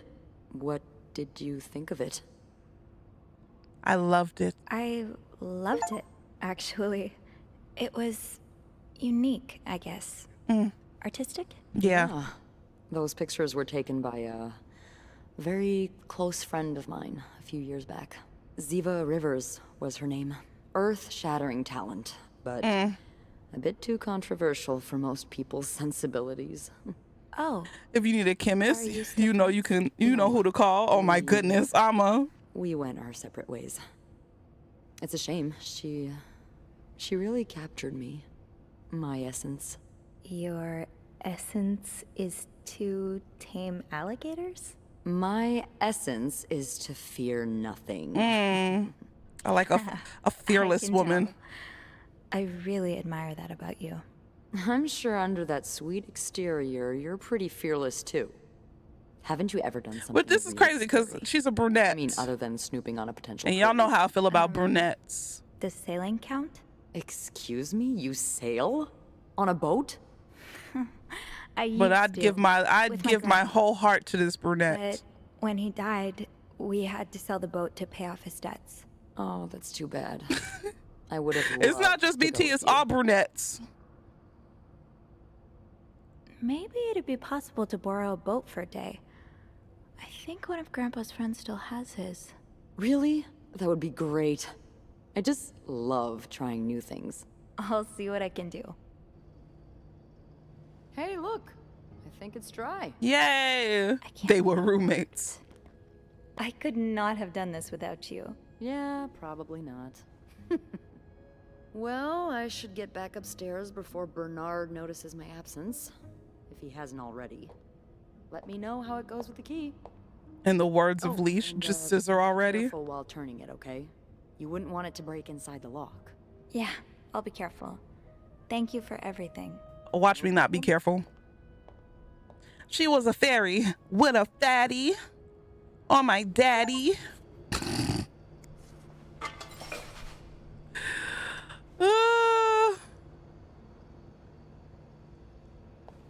All right. You ain't never heard that song? It's from Wisconsin. It's all on TikTok. She was a fairy with a fatty on my daddy.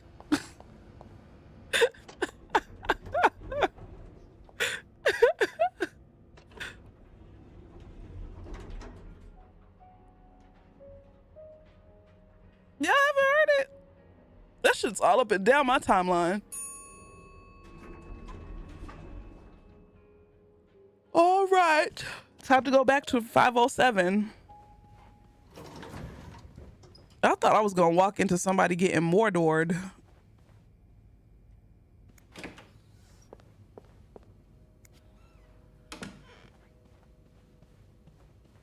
But apparently not.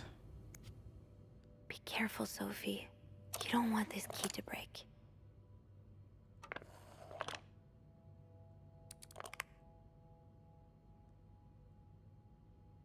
Oh, shoot. I knew it.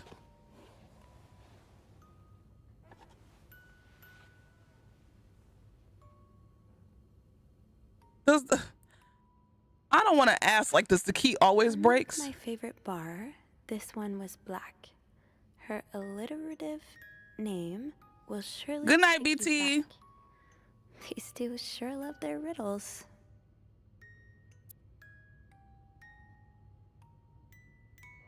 Her illiterate name will sure take you back. First, from the first one, take the first two. From the last one, take the last two. Wait, in Atlanta. Oh, Atlanta. I noticed yours was pretty worn down. So I decided to buy you a new one. I hope you like it. And since you enjoy them, here's a puzzle to figure out the combination. 2 5-letter words are key, both related to our history. And like my favorite bar, this one was black. Her illiterate name will sure take you back. From the first one, take the first two. So what? UN? So the first two letters? And from the last one, take the last two? I don't know. I'm not good with riddles and puzzles and shit. I hope you get better. Try to rest today. Huh. Marcella invited you to the movies. Let me guess. You said yes. Oh, they were in love. I can barely listen to Sister Miller's lecture today. All I could do is look at your lips and imagine kissing you. Ah, we got lesbians. It's confirmed. Lesbians confirmed. I have just heard Doris Day on the radio and it made me think of you. I know how much you love Sentimental Journey. Counting every mile of the railroad track takes me back. Last time I was in Texas, it felt like coming home.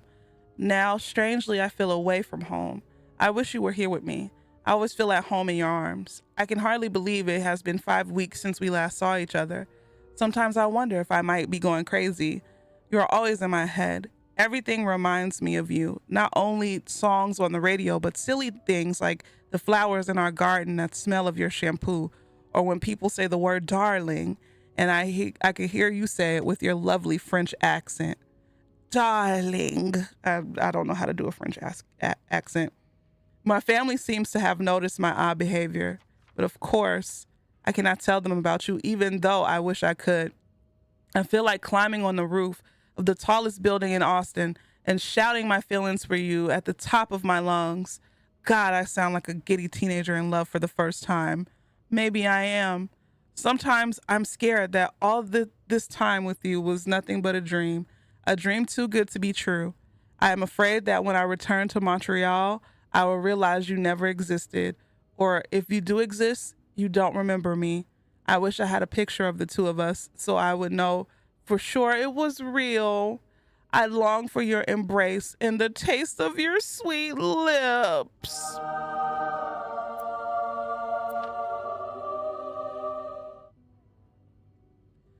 Oh, oh.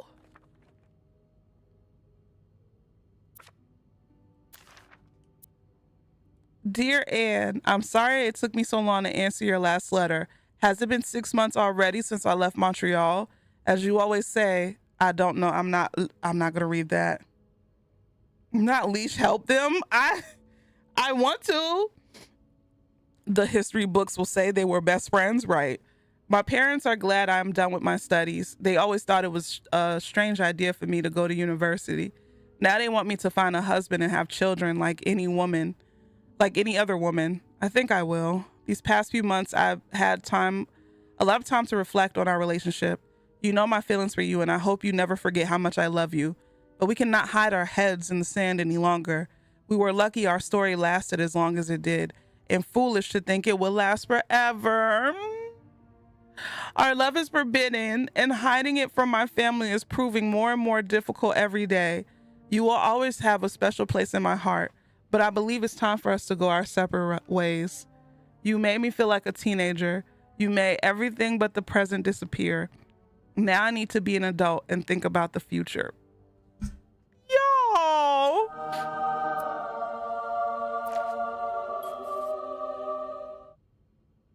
Damn it. It's stuck. Damn it. It's stuck.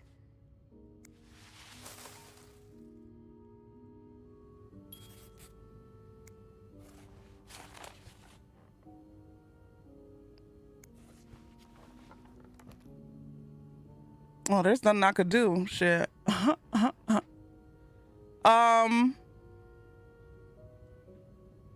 riddle's a toughie.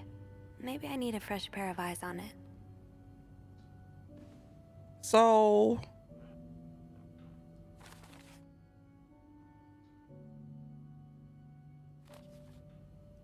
maybe where's the phone in this room? Oh, here it goes.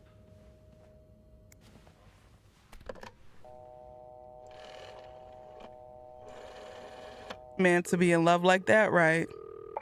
Clarington Hotel reception desk. Beth speaking. Hey, Beth. Got a minute? For you, always been.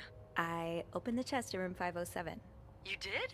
Damn, I have to admit I didn't really believe in our little plaster key, but way to go. Yeah, well, the key did. If you work ever into need the a lock. translation from I hope French, this won't lead back to us. let me know and I will try to translate it for you. Thank you. Together. I hear Mykonos is quite nice this time of the year. So, spell it. What's in the chest? A riddle.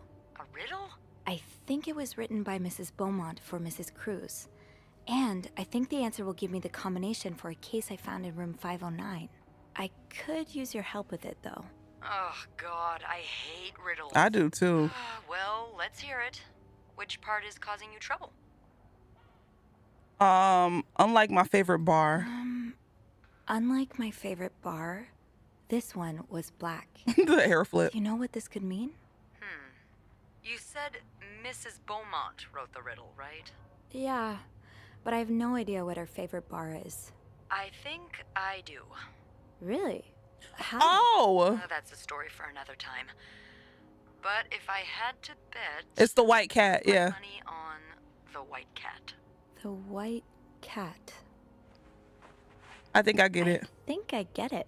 Well, that wasn't too hard, was it? Is there anything else? Her illiterate another name. Her alliterative name will surely take you back.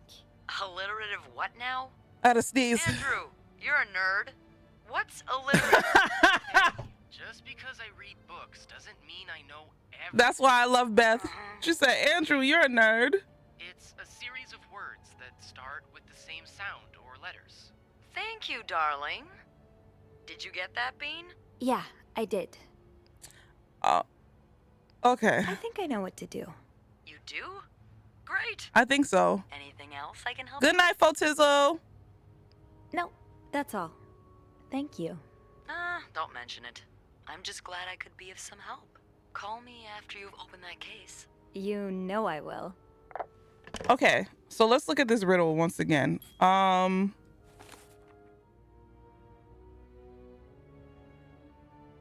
So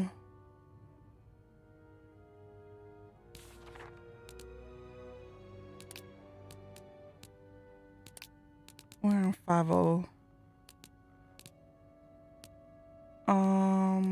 Bedside notes, white cat, writing attempts. Oh, I guess it's under progress. All right, unlike my favorite bar, this one was black. Her alliterative name will surely take you back.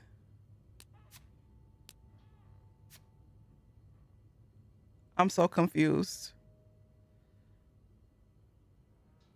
So what? White and so the first 5-letter word is probably white. And the second one is what?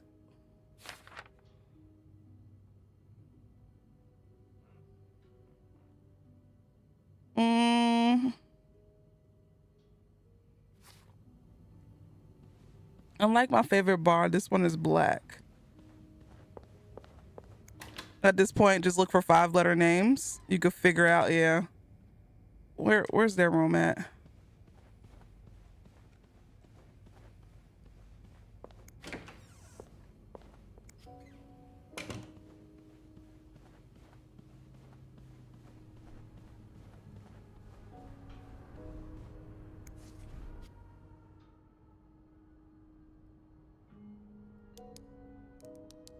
Wait. But this one only has 4 letters.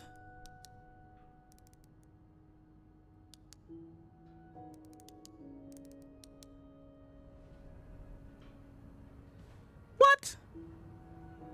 So, I need to find something related to a black cat and a person whose first and last names start with the same letter.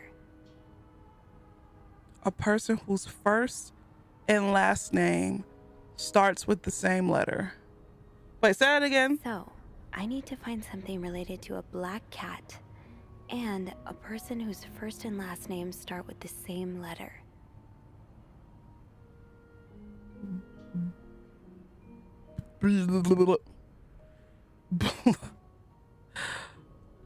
Whose first and last name starts with the same letter. I'm looking for E.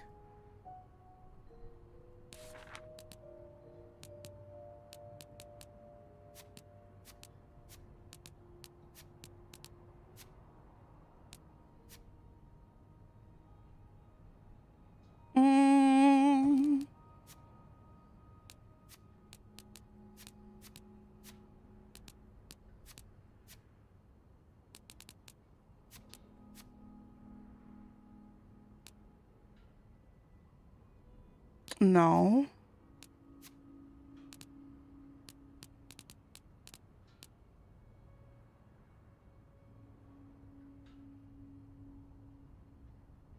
What? Someone whose first and last name starts with the same letter. Woman's names, 5 letters. Yeah, I'm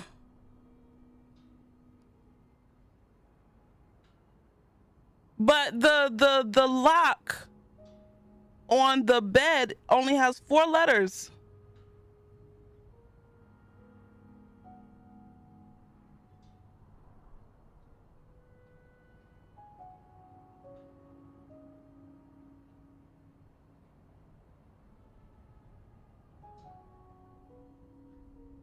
Y'all, hold on. Just focus, forget the suitcase, just focus on solving the riddle. Both related to our history. Unlike my favorite bar, this one was black. So BLACK. Her alliterative name will surely take you back.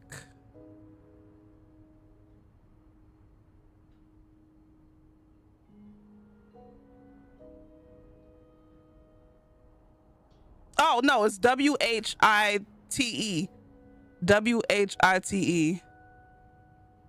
Right? So white.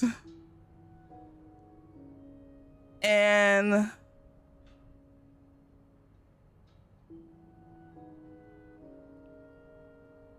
her alliterative name? So take the first one from the first two.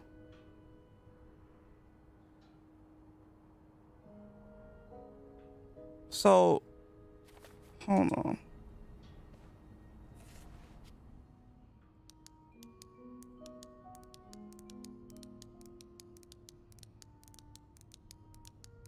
Oh, this is stupid. Betty White. Shut up. This one. Ah, okay. So, white.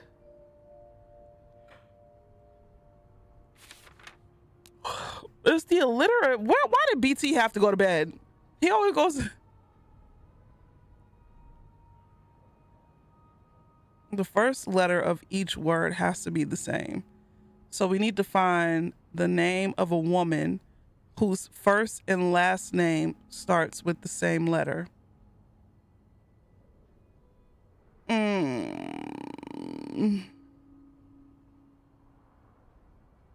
A woman from their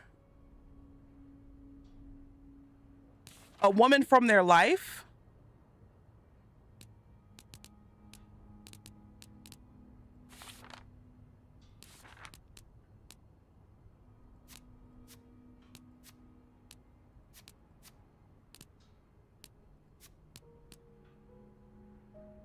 Her alliterative name.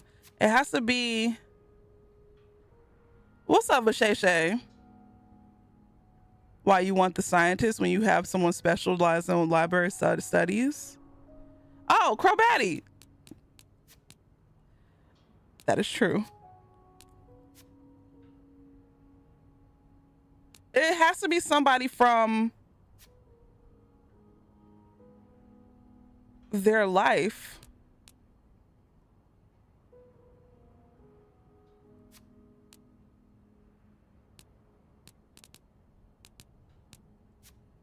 Her alliterative. No.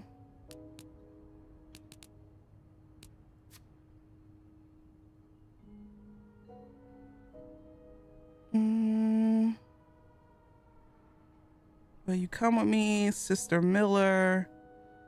Doris Day. Doris Day. Doris motherfucking Day, bro. There we go.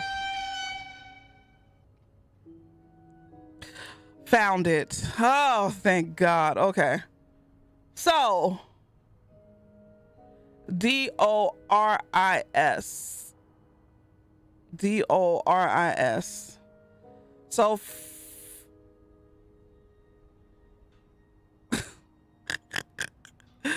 so the first two letters of white, so WH, and the last two letters is IS. WHIS, but there is no W on this thing.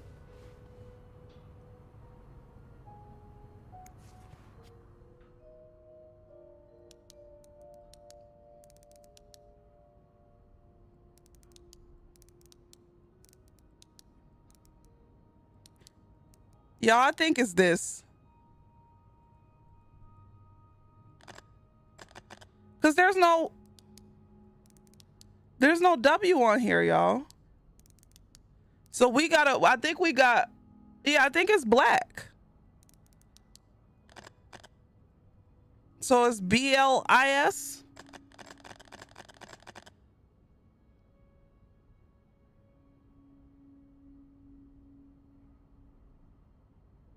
It's not black. So, oh my God. Well, at least we got the Doris part. Unlike my favorite bar, this one was black. So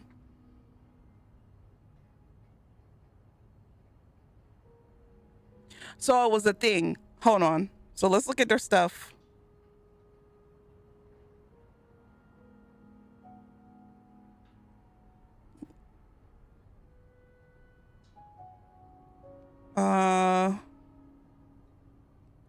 Now, strangely, wish you were here. My family, blah, blah, blah, blah. I'm just looking for the word black.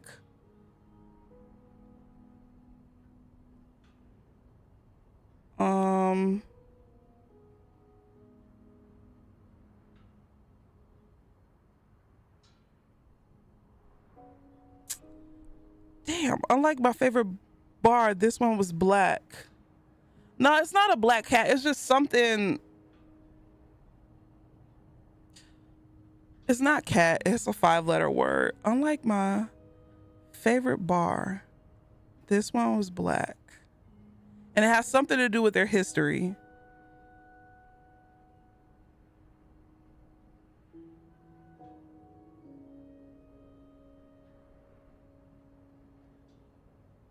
I don't know if you inspected the item in detail. Which item?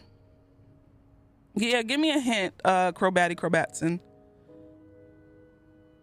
Unlike my favorite bar, this one was black.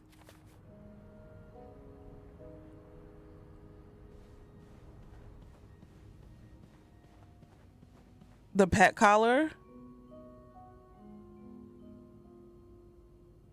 Oh, Greta. Their animal.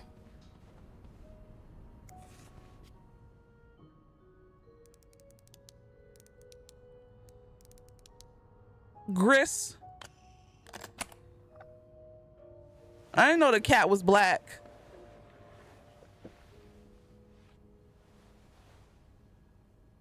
Thank you for the follow. Welcome in. Welcome in. Oh, it's a typewriter. Okay. That novelist, Bridget Boswell, is actually you, Marcella? Dear Marcella, or should I say Bridget, you know I prefer a good old crime story, but last week I came upon a romance novel with an intriguing title, and they were roommates.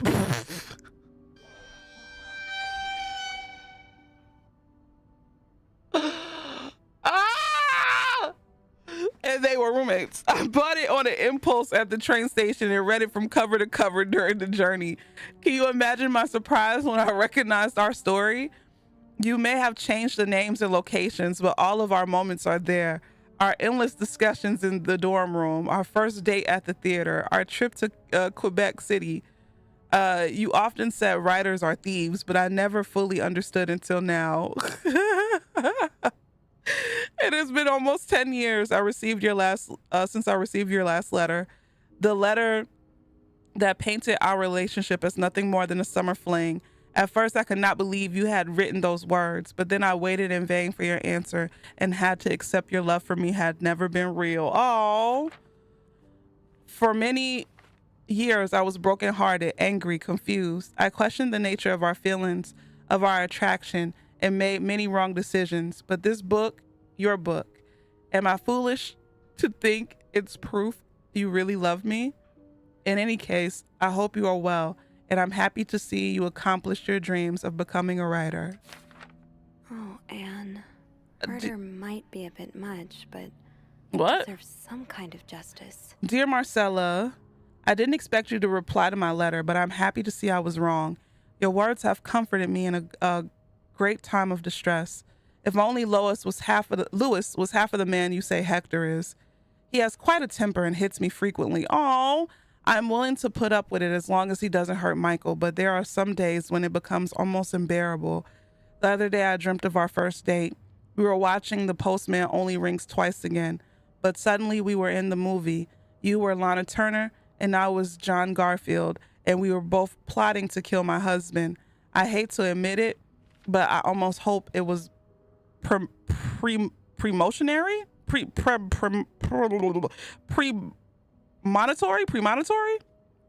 Oh, hooked on phonics. To answer your question, I still have our box. My brother is currently in Atlanta for work, and I was thinking of going to see him with Michael next month. If you're able to meet me there, we can open the box. Oh, they about to open boxes, all right. We can open the box together and laugh at the silly things we thought important all those years ago. I hope to hear from you soon. P.S. Do you remember that secret language we invented so Sister Miller couldn't understand the notes we passed during her class. I still do. Oh. I do like a happy ending. I just hope that's where your story is headed. Dear Marcella, thank you for sending me a signed version of your latest novel. I think it's your greatest work yet, but I do have a few comments to help make the next one even better. First, I believe Rose should be more concerned with what she deserves than what her husband deserves. He may not deserve the pain she will cause by leaving him, but they both deserve to be happy. And they won't be as long as they remain together, as long as she doesn't listen to her own needs. Also, I think it would be great if your next novel ended on a more positive note. Imagine if Rose left her husband and rode into the sunset with Eve. Imagine if they went to New York or Los Angeles, someplace where people like us were tolerated. Y'all, I'm about to start crying. What the fuck? Imagine if they got to have their happy ending. It would be the best story ever. I hope you'll consider it.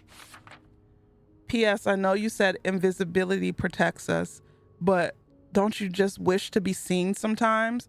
Wouldn't you like the people to know you are Bridget Boswell, to recognize you on the street, to recognize you for your work? Why not publish your next novel under your own name? I want to take a shot. I have no alcohol. So, you came to Montreal under the pretense of celebrating your wedding anniversary. But all along, you meant to reunite with Anne. But then I feel kind of bad for Michael, because Michael's like, shh, I'm going up this mountain to save my marriage. But little does he know that his wife is doing arts and crafts with the lady next door. Damn. Dear Marcella, I left the house. I left Lewis. I couldn't take it anymore. I couldn't lie anymore. How do you do it? How do you manage to live a double life, to hide your work and your novels from your husband? I had so much less to hide, and yet Michael and I are staying at the Clarington Hotel until we can find a place to stay and the divorce is done. I don't know how long it will take. Could you come see me in Montreal? I really need you by my side right now. I wouldn't put it past Lewis to scour every hotel guest book in the region looking for me under his surname, so I registered under the name Beaumont. Damn. After all this, turns out you're a fan of Bridget? Of Marcella? That's a lot sweeter than I expected. Wait, what? Dear Marcella, although you don't know me, I think I could safely say I'm your biggest fan. Your novels have literally changed my life. After the war, I spent almost 10 years in a psychiatric hospital because of panic attacks. None of the treatments were working, and I wasn't getting any better. I became friends with one of the nurses who started lending me books so I could pass the time. I didn't really like the first ones, but then I picked up Bridget Boswell's first novel, your novel. I had never read such a beautiful story. It almost brought me to tears. I immediately urged the nurse to get me more of your books. Believe it or not, the more I read, the less panic attacks I had. The doctors thought it was their new medication finally working, but I knew the truth. Your novels gave me the courage to get in contact with Lindsay, a friend in the war.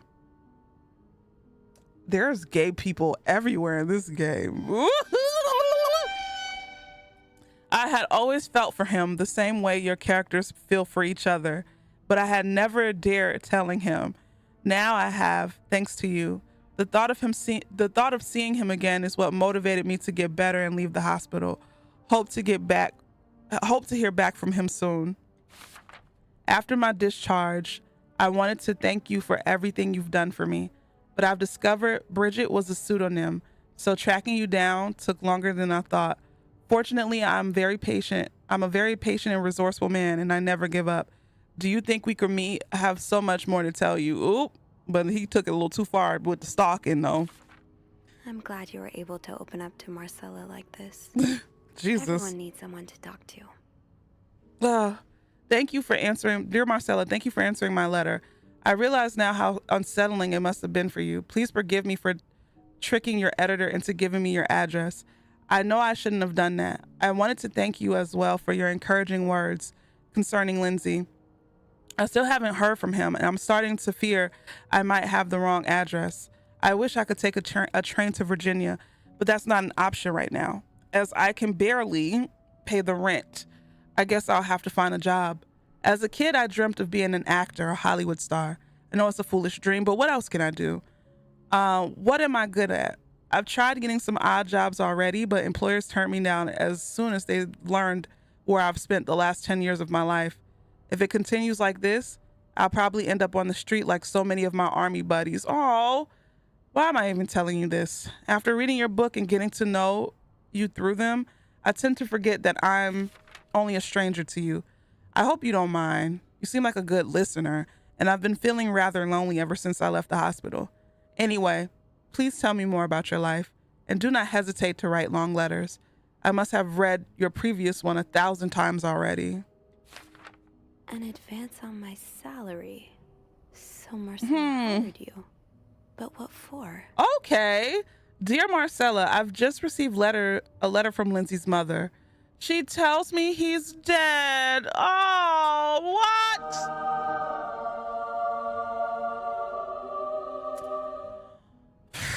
Words cannot even begin to describe how empty I feel.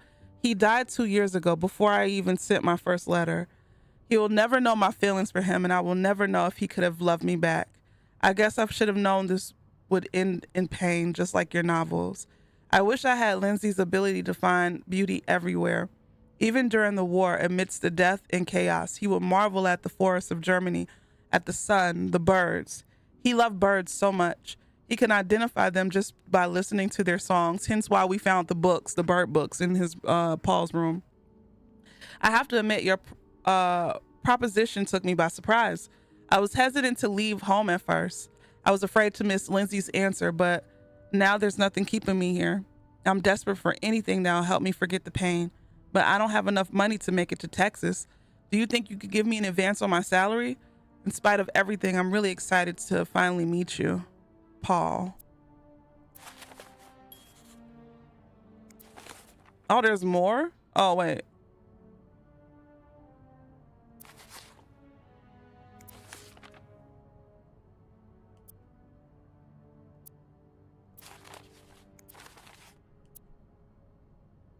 Okay, those are all right.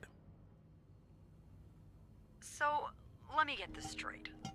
Mrs. Beaumont and Mrs. Cruz are some kind of star-crossed lovers? Seems like it, yeah. But I'm not sure whether they chose to meet here just to reconnect for a few days, or if there's something more to it. Oh, there's something more to it. Well, I may be able to help with that. Really? How? Oh, some mail arrived earlier for Mrs. Beaumont. Not y'all opening up mail. You've opened it, right? Me? Disregarding someone's privacy? Of course I did. I'm a bad influence on you. Or have we been bad influences on each other? Y'all gonna be bad influences on each other tonight. Oh, what's in it? It's 3 train tickets. And, there's a tourism pamphlet for California. Aw. California. Well, it makes sense. It's much more progressive there than it is here. So, Anna and Marcella want to go there to live their love freely. Anne and Marcella, huh? You 3 are best pals now? Well, after reading so much of their correspondence, I kind of feel like I know them, you know? Yeah. But what about Mr. Morgan, though? I mean, Paul. How does he fit into all Right. Marcella hired I him. think Marcella hired him. I found some letters Paul wrote to her. He said that her proposition took him by surprise, and that he'd need Not an Bad Girls advance Club on his salary. 1932. What did she hire him for? To investigate her own affair? I'm not sure. I didn't find the letter he was replying to.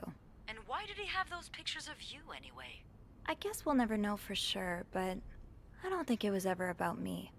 It's always been about Anne and Marcella. Exactly. Well, it feels a tad anticlimactic, but... I guess he was practicing how to right? take pictures At of least it made people our day pretty interesting. when they're not Sure paying did. attention. You know, after today, I think I get why you're so interested in the lives our guests lead. I try to forget they exist as soon as I'm done interacting with them. But once in a while, it's nice to remember that, well, even the most put-together person could be an absolute mess on the other side of the door. Amen. And who are you behind closed doors? What about you? Who is Beth Lambert when no one's looking? I like to think that with me, what you see is what you get. But maybe an extra Snoopy super sleuth could uncover a few more layers. Maybe ones I didn't even know I had. Challenge accepted. Who's the top in this relationship? Who you think? I think that Sophie low-key. Sure. If we're able to. With all that snow, I'm thinking It's we'll definitely have no Beth, choice but spend the night here. Ooh, a sleepover. We could set up a pillow fort on the mezzanine. A pillow fort? We do work in a hotel, you know. There are actual beds here. I know, but isn't my way so much more fun? Well, we could take a page out of Michael's book and decorate it, and then spend the night throwing stuff at Bernard whenever he comes through the lobby. Oh, now you're talking.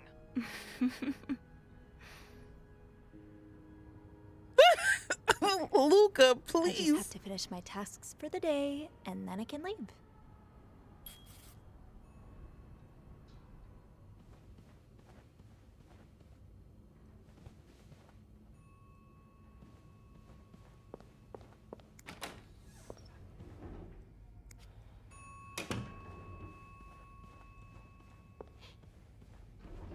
Hello? Y'all, it's blood.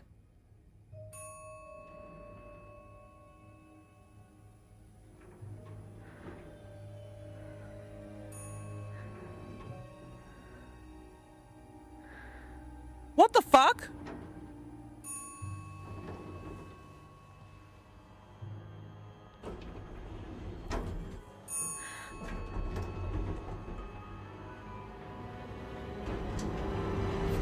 Who is that?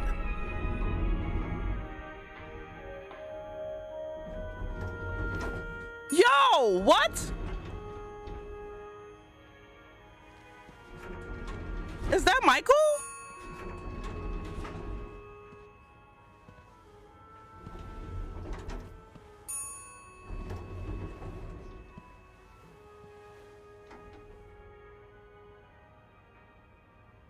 Mr. Cruz?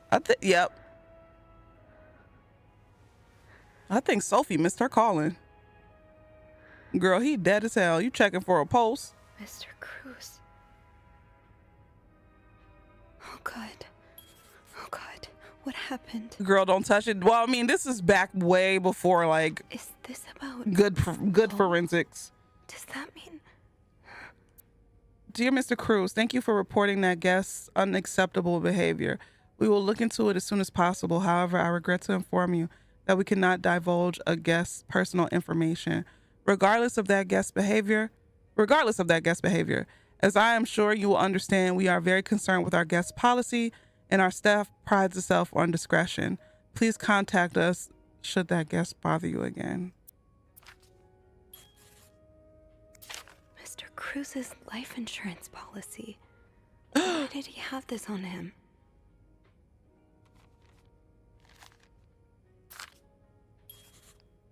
Should I throw it away?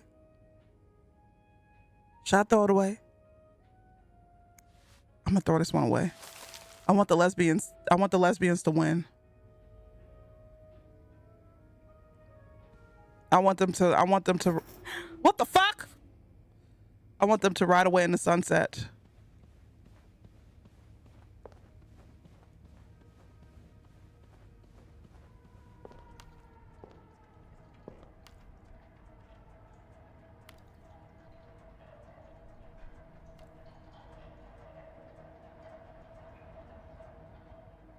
What?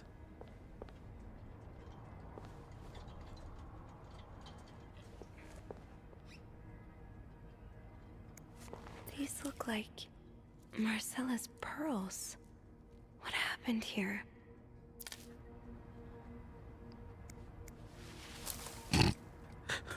I'm trying to help out these wenches.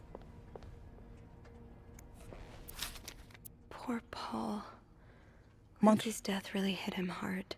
He hasn't been in the best headspace. Montreal is much bigger than I expected. Big cities always make me feel lonely, and that feeling was only exasperated this morning by the fact that everyone around me was speaking a language I could not understand. I bought an English-French dictionary at the train station, but I don't think I'll need it after all.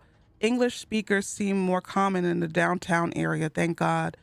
The hotel is nice. When I arrived, the whole staff was busy getting ready for some big event. It wasn't until I saw Marcella enter the lobby with a flower bouquet that I realized today is Valentine's Day. Hector and her were gone in a flash, and I was left feeling more alone than ever, wishing Lindsay was here with me. Helping Marcella out these past weeks has been a great distraction, but it still hurts me so much every time I think about him. I had hoped the pain would have been gone by now. I'll probably need a dose of Miltone to sleep tonight. So Paul just needed to pass the time while Marcella was away. That's why he was observing us. Damn. Today I wanted to follow Marcella and Hector out of the hotel, but the sidewalks were so packed with people that I started having a panic attack. Thank you for the follow. Welcome in, welcome in. I tried taking a cab, and that's when I realized I was out of money. It's been a while since Marcella's last payment, and the hotel was more expensive than I had anticipated. I couldn't resort to selling the camera, so I decided to pawn my victory medal instead. It was hard letting it go after so many years, and yet it also felt strangely liberating. Maybe it's a sign I shouldn't be holding on to the past so much. To fight boredom until Marcella and Hector's return, I started looking at the hotel staff. I heard Andrew and Beth at the reception desk discussing books and movies. They both seem like nice people. I wish I had found the courage to join their conversation. When you look at people all day and they never look back, you start feeling invisible. I noticed that Sophie, the maid in charge of cleaning the 5th floor, seems to share my interests of other people's lives. Maybe I should try talking to her. Oh, Paul was hiding out right here. I'm tampering with evidence. I need the lesbians to run away and live their best life. Who's sneaking out of their hotel room every night? The question has been driving me crazy since my first night at the hotel. So tonight I decided to investigate. I found a hiding spot near the ice machine with a nice view of the whole corridor. My camera's at the ready, but there's no movement for at least 3 hours and I'm fighting not to fall asleep. I thought being a detective would be more exciting. Maybe Marcella's right. Maybe it's time I let go of Mr. Spade. What? 9:45? So Anne and Marcella met here this morning while I was busy cleaning room 504. What the hell?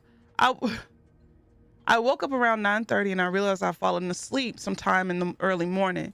I was about to go back to my room when the guest from 507 came to sit at one of the chairs close by.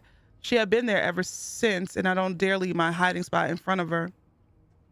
Marcella joined the guest from 507 around 9:45. Apparently she told Hector she didn't love him anymore, and he's now convinced she's been cheating on him.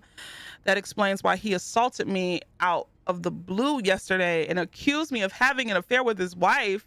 The guest from 507, I've learned her name is Anne, had just said she might have an idea on how to solve their problem. I'm thinking of revealing myself, but I don't want to anger Marcella. The longer I wait, the more awkward it'll be. And then that's where you see the blood.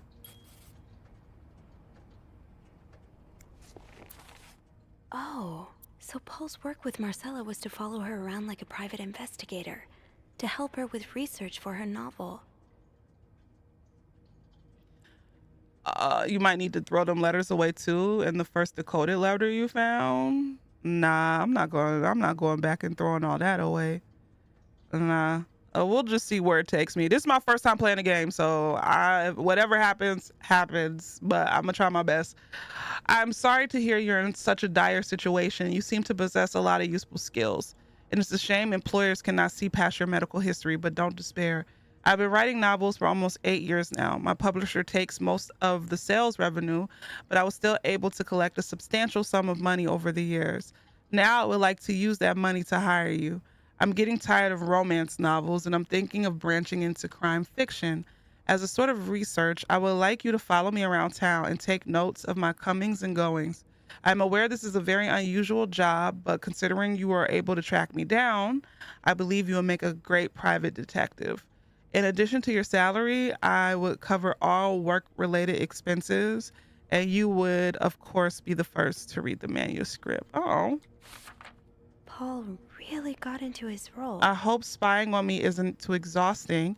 You've already inspired me so far, and I already have tons of ideas. The trench coats you bought were a nice touch. You look straight out of a film noir. This nerd. I also noticed you started smoking. It's probably another way for you to get into character, but maybe that's pushing it a little too far. You know best, of course, but don't pick up drinking next. At this rate, I should be able to start writing in 2 or 3 weeks. Thanks again for your help. He followed Marcella to Montreal even though she was done with her research. Oh no, Paul, why did you follow me to Montreal? As I already told you, I don't require your services anymore. I'm starting to worry you're taking your role a bit too seriously. You're not a real detective. You have to let it go. Oh.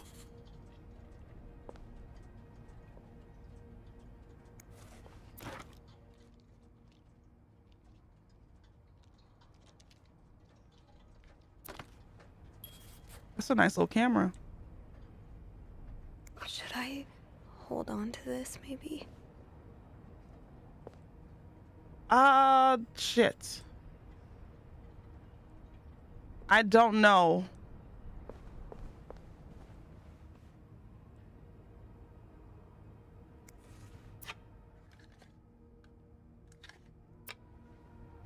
We'll throw these away.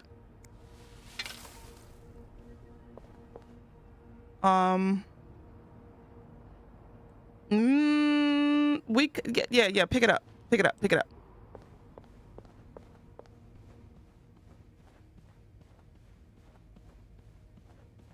Oh my God.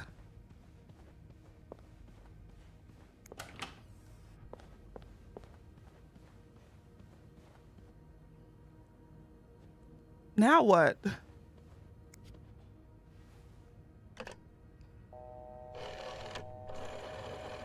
Let me call downstairs. Let me talk to my boo Beth. My boo Beth.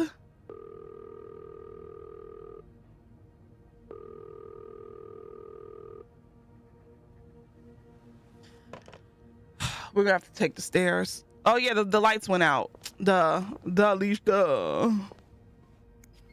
Where the stairs at?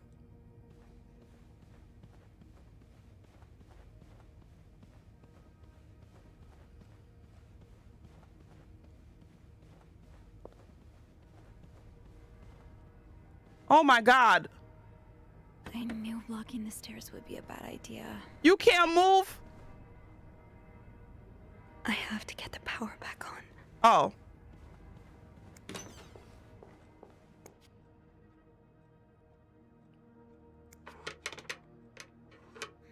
It's too big. I guess I'll need something that worked, thank God. Okay. Now, to get the power back. Oh. Eugene, If there's I would give to have you with me right now. Your note will have to make do. No, they didn't take Beth. The power's out, and that's why I can't call her. If there's a power outage and I'm busy preventing another part of this hotel from collapsing, here's what to do. Check the fuse box for the required amperage of each socket. Remove all blown fuses. They're usually black. Screw in new fuses and make sure the ampage is correct. Okay. So this fuse is blown, right? How did this end up here?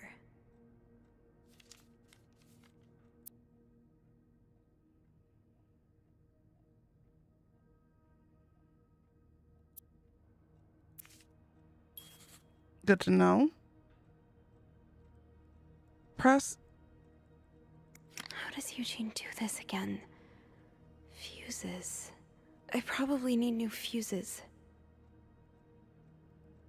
What? Remove fuse. There's fuses right here. Yes, this is what I need. And there's a fuse right here.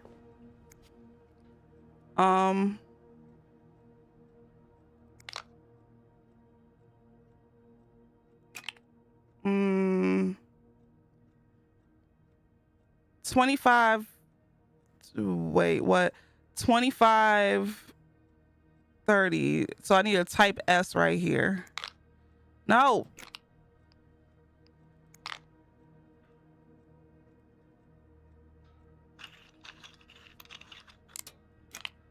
Hello?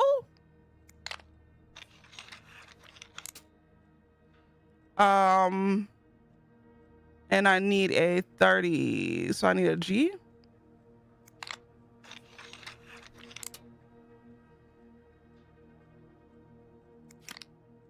And then I need a A.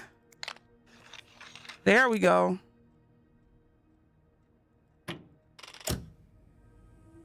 Look at me.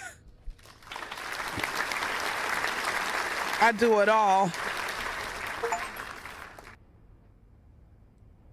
I do it all, baby.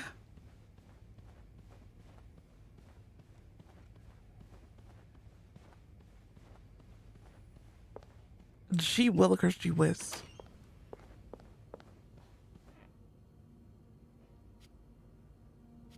Wait. Power's back. Now I should go down to the lobby. Call the police. So we just gonna step over his dead body? Is there anything I've forgotten? Once I leave this floor, I probably won't be able to come back. I guess that's it, girl. We took all of the stuff that we could.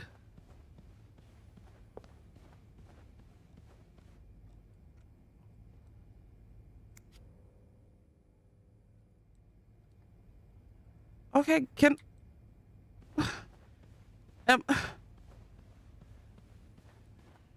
put the ice pick back.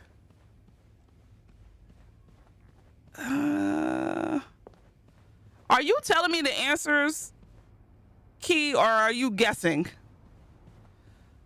I think I'll keep the ice pick. I mean, all signs point to him. I have to contact the police. I should be able to call from the front desk. Hit save just in case we make a mistake. Whatever happens, happens. Can I move him? How the hell am I supposed to get downstairs? Oh. Whatever happens, happens. Sorry. I'm sorry. I'm so sorry.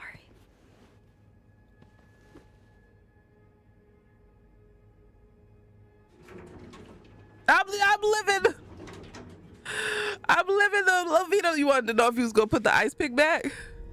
No. We live life on the edge. We live life on the edge. Cause if I make a mistake, it's not like I'm gonna go back and fix it. I'm only playing this game once. Where is everyone? Where's everybody?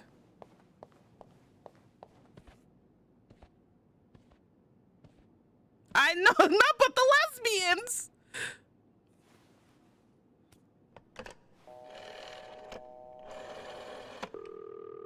Montreal Police Service, Station 22. There's a man dead. He's been murdered. I need the police. Please stay calm, ma'am. Where are you right now? The lobby, but the body, it's upstairs. Can you give me the address, please? Oh, 1178 Drummond Street. All right, ma'am. Officers are on their way. Thank you.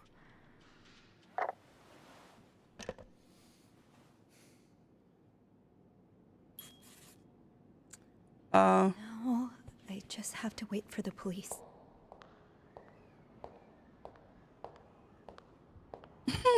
Ralph, but the lesbians.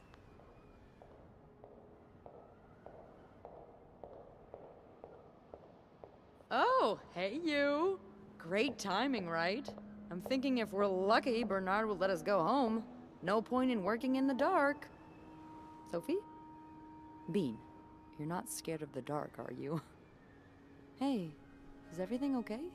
I found Mr. Cruz. Hector. Oh, you did? What was the bloke up to? You don't understand. I found his body. He's dead, Beth. Oh, merde. Merde. Sit down, okay? You look like you're about to faint.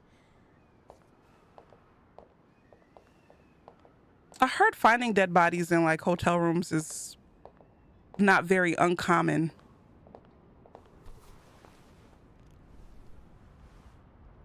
Have you called the police? Yeah, they're on their way. What happened? Was there an accident? No, I don't think so. Ralph, Someone did not this find comfort in thing. Beth's strong embrace.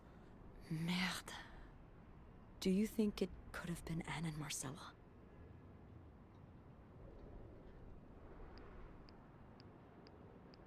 No. What about Paul?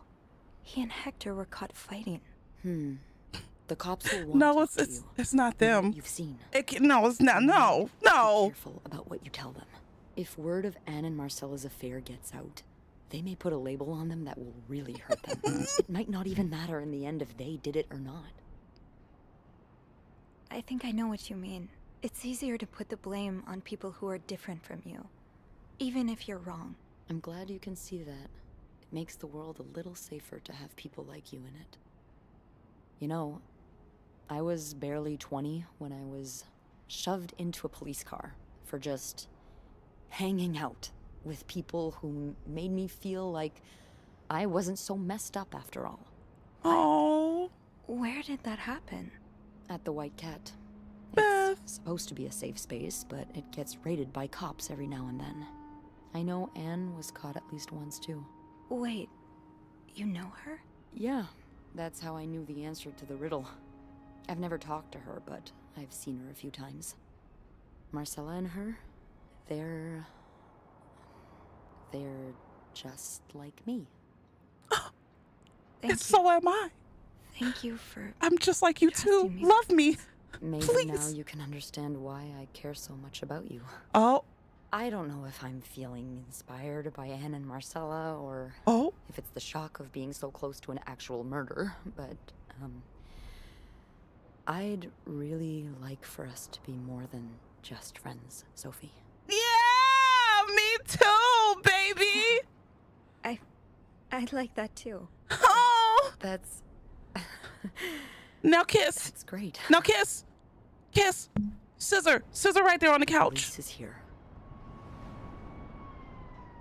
Just be mindful of what you tell them, okay?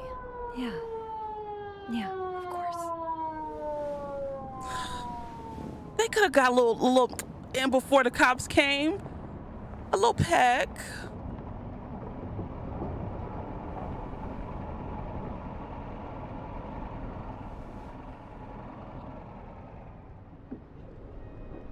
Beth was at Stonewall during the riots. It's illegal. Miss Roy? It shouldn't be. Miss Roy? Miss Roy? Oh, sorry. Fuck homophobia. Distracted. Oh, I've choose to hunch on ain't none of nobody business. Right now. I don't want to be here all night, and I'm sure you don't either. No. No, I don't. So, as I was saying, we're trying to ascertain the circumstances of Mr. Cruz's death. Can you tell me how you came to find the body? I was cleaning room 509 when I heard the elevator bell ring. Again and again and again. I thought maybe a child was playing with the doors, so I went out in the corridor, and that's when I saw him. All the blood and... Why was the elevator bell ringing? I'm sorry? You said you heard the elevator bell ring. Why was it ringing? I assume it wasn't a child after all.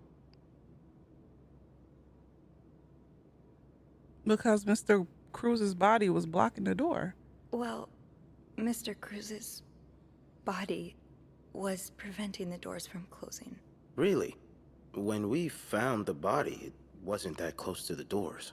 Oh, the stairs are blocked because of the renovations, so the elevator's the only way out of the 5th floor. I had no choice but to move the body. Just a little. Ah, so that explains the traces we found. Sometimes you can't lie. Thank God. So, what did you Oh do? God. Oh God. Well, that's when the power cut. So I had to go to the janitor's closet. To access the fuse box. Exactly. I changed a few fuses and turned the power back on. But there's a lock on that box, isn't there? Did you have the key? I used an ice pick. No, I didn't. Only Eugene does. But I thought an ice pick might do the trick, so I went to the ice machine to get one. You're a size 7, I suppose. Yes, I am. Why? What did you see when you went to the ice machine? There was blood. A lot of I hope he's not Did trying to you accuse touch her of anything? doing it, because why would I turn myself in? Oh, should I lie? Ooh, should I lie? Should I lie? Should I lie? No, because I said I went and got the ice pick, so I shouldn't lie right here. I might have touched a few things. Just to figure out what had happened to Mr. Cruz. Of course you did. Why so many witnesses can't help but compromise the evidence is just beyond me. Anyway, what did you do after restoring the power? I took the elevator down to the lobby. That's where I called the police. Do you remember what you said to the operator? The exact words. No, I'm afraid I don't. You said, there's a man dead. He's been murdered. That's possible. What makes you so sure it was murder? Should I lie?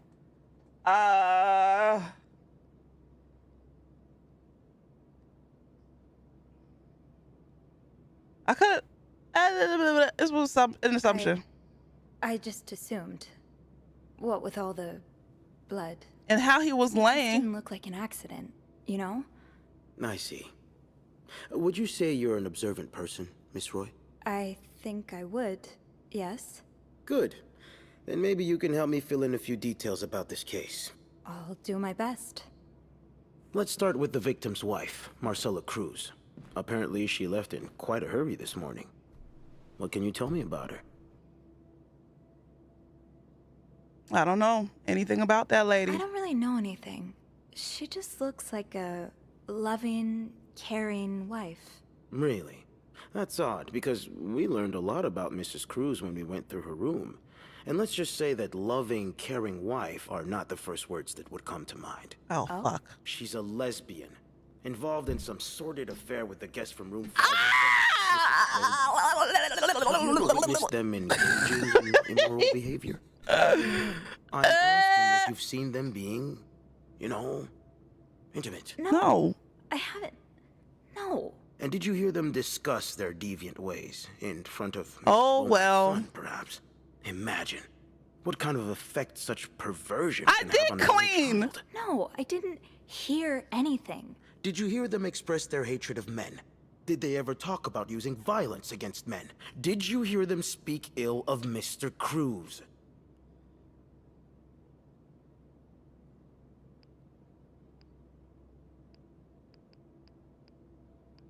No, I didn't hear any of that. I'm sorry I can't be of more help. No, I'm sure you are. But we're not quite done Not yet, Leash hates Miss Roy. lesbians. We've learned from one of your colleagues that the victim had a fight with a guest named Mr. Spade. What can you tell me about him?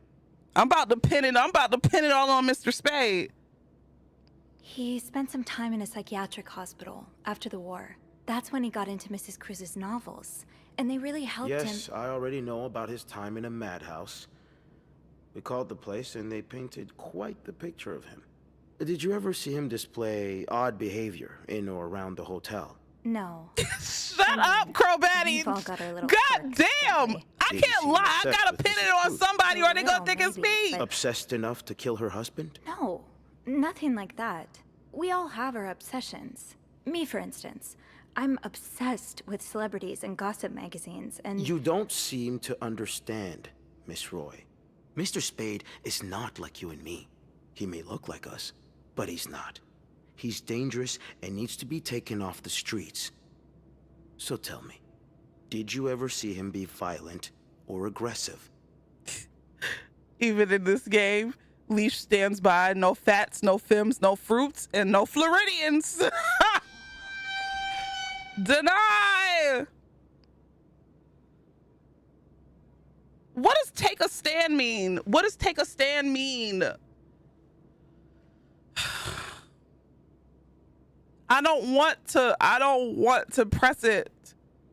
Like, do I tell him to, you know, go get in his car and drive into a tree? He acted like a maid would reasonably know any of these people personally. That's what it means. So I'm about to press it. You're wrong. I beg your pardon? He is like us. We all struggle sometimes, some of us more than others, but there's nothing wrong with that. You may not have noticed, Miss Roy, but neither of us are in an insane asylum right now. He was brave enough to seek help. That doesn't make him a criminal. That doesn't mean he killed Mr. Cruz. You know, I'm starting to worry about your own mental state, Miss Roy, since you're so eager to defend— And I worry about your ability to do your job, Detective, since you seem to be such a— Enough! One more word. Just one more word, and you'll be spending the rest of your night in a cell. I don't give a fuck. It's only one night. You fucking Now get the hell out of here. piece of Had enough of you. doo-doo. What did Tasha call me that one time we was playing that church game? She called me a white piece of doo-doo. That's what Oh God.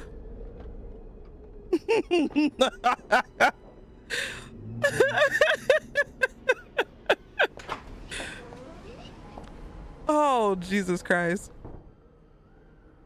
Bernard was strangely chipper on the phone. That can't be a good sign. I guess I'll know soon enough. I'm pretty sure I lost my job. The atmosphere is so different in here. Will it ever feel like it used to? It'll probably be a while before the hotel reopens. Ugh, go to hell. Beth, Hey, are you okay? I'm out of a job. But other than that, yeah, everything's just peachy. What? No, I hope you're luckier than I am. Come join me when he's done with you, all right? I'll be questioning my life choices on the mezzanine. yeah, okay. Welp.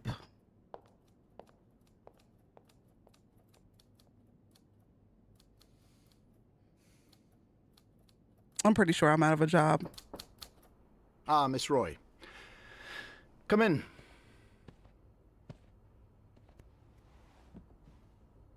I suppose you know why you're here? I would guess it has something to do with the murder. Well, you'd be right about that.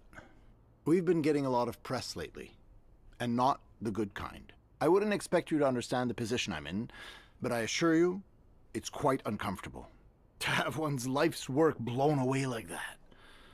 All thanks to some sexual deviance and a nut job. It's obvious to me now that I haven't been firm enough. You're a philanderer. For guests of such morals. You're literally an adulterer. You were trying to... And committing such a horrid act. Hold on. I hope I could call his ass. I hope I could call his ass out. Elevating our standards to the highest possible level, and it starts with the people working here. It starts with you. With me? Yes. From what I've heard, you've been quite the exemplary maid lately. What? Clean rooms, satisfied guests. I take my job very seriously, sir. As you should. Now that Linda's no longer an employee of the hotel, I'm in need of a new governess. Someone diligent and hardworking. What the Someone fuck? who, like me, is that because I was cleaning the rooms as I go? High standards.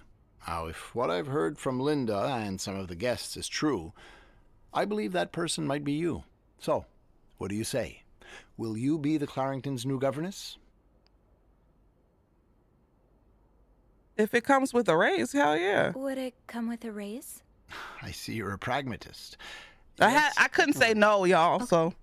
Then I'll do it. Now, you have to be aware that this is a very demanding position. I couldn't say no. Sure It was you're no ready option for for no, because I wanted to be like, no, fuck you. You got rid of my girlfriend. Good. I expect you to be here on Monday, first thing in the morning. There's a lot of work to be done before the reopening. That'll be all.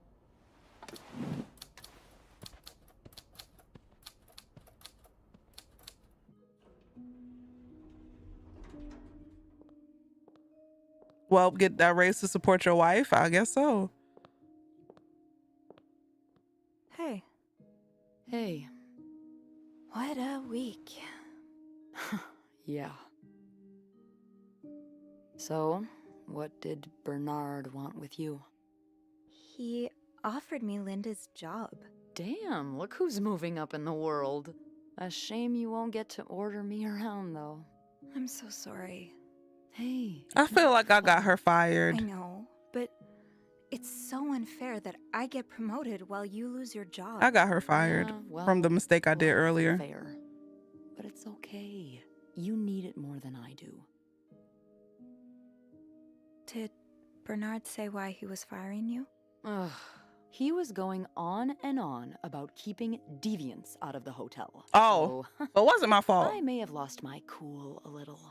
A little? I told him I was one of those deviants he was so afraid of. Oh, He froze for so a it wasn't my moment fault. and showed me the door. Well, I'm not one bit worried about you. Okay. I know you'll be just fine. Yeah, I do have a cat-like ability to land on my feet. And think of all the good times you'll have away from Bernard. I'll miss annoying him. He turns into a particular shade of red that only I can get out of him. But no, you're right. It's time for new challenges. I could see myself owning my own establishment, one that caters to the right kind of crowd. Believe it or not, I do enjoy the company of people, just not, the stuck-up, entitled clientele of this prestigious hotel. But maybe if I were behind the counter of, say, a bar instead of a reception desk. Oh yeah, she would do really good at a bar. Is that silly? No, it's not. In fact, you'd be perfect. She for definitely it. has You're the most charming person I know. personality for a bartender. Thank you. I'm really glad you're in my life. Me too.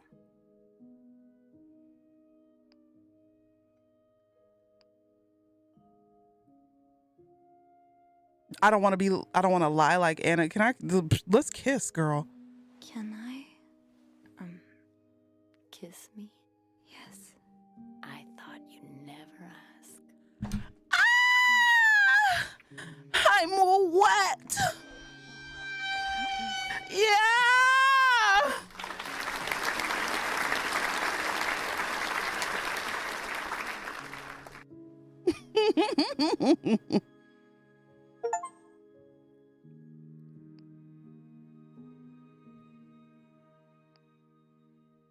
What happens if I pick I don't want to lie? What do you think will happen to them? Who? Sorry, my mind wanders sometimes. I meant Paul, Anne, and Marcella. Do you think they'll be released? Yeah, I think so. Paul will probably become a famed photographer. His portrait of you will be hanged at the Louvre, entitled The Inconspicuous Maid. It will sell for millions. Is that so? Yeah, and Anne and Marcella will ride into the sunset on the back of two Appaloozas, watching over their newly acquired ranch. They'll be constantly followed by their only sheep. They'll call him Paul, for old time's sake.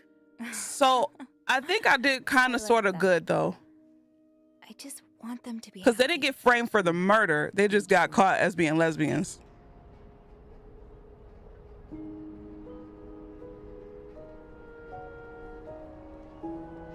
Because I remember I picked up the life insurance policy and I picked up the beads off the floor.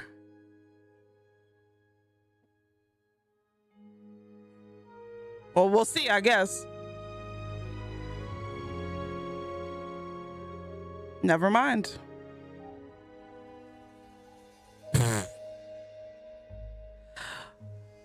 Wait, what?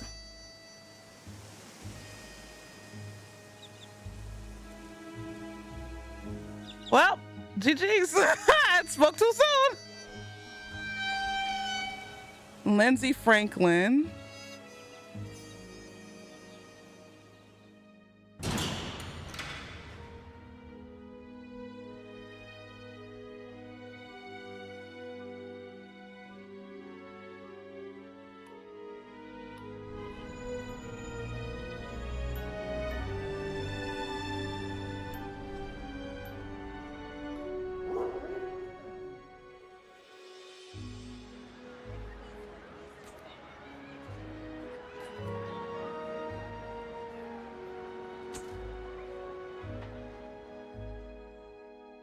Wait, so did Paul get away?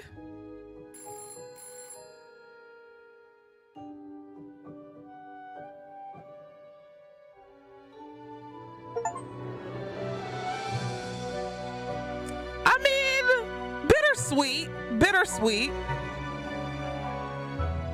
I mean, one pair of lesbians didn't get to live out their life, but another pair did. And I guess it wasn't really bad, you know?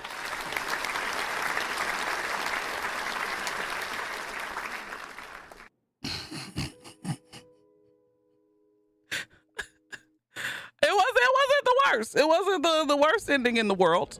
Could have been way worse.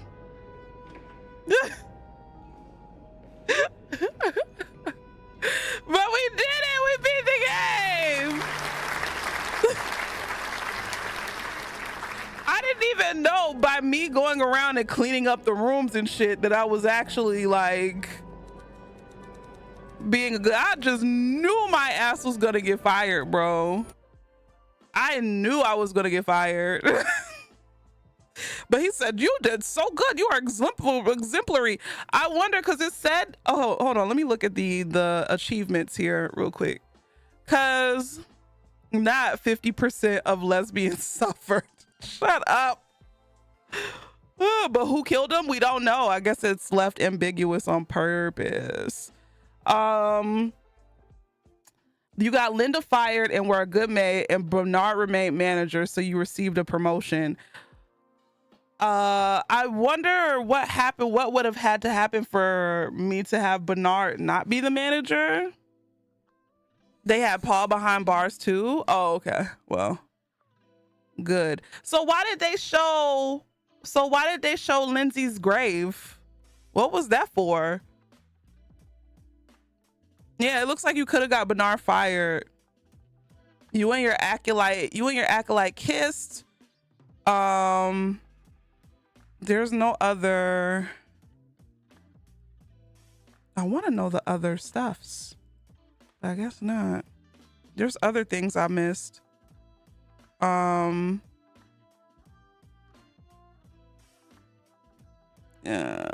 You erased the lipstick message so no one was fired by Bernard. Didn't do that because somebody had to get fired. You protected Eugene so he didn't get fired by Bernard. I thought, what? So Eugene got fired? What the fuck? I thought I picked up the thing. Unless I just didn't hear him talking to Eugene. But remember when we had to go fix the window, I picked up the paper, I cleaned the thing, I closed the window. I feel like we missed a way to know the mystery at the end. Oh, because he wasn't there to leave flowers for his man. Oh, got it. That's why we saw the grave.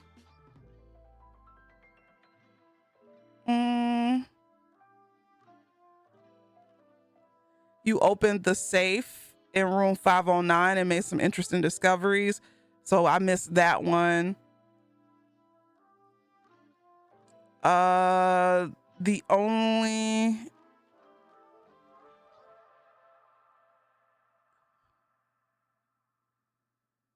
So wait, you did not prevent you. So we missed the whole Eugene thing. Because it says here, you did not prevent Eugene from getting fired by Bernard. And then the other one was like, you protected Eugene so he didn't get fired by Bernard. So I guess we missed the whole, the speech between them two. Okay. Okie dokie. So yeah, we didn't do too bad. It's just, you know. Y'all know when you watch me play video games, okay, and I have to make choices, that the choices aren't always going to be the best. We know this by now. Let me look up, because I'm not watching a YouTube video. I'd rather read different outcomes in this bed we made. Let's see the endings here.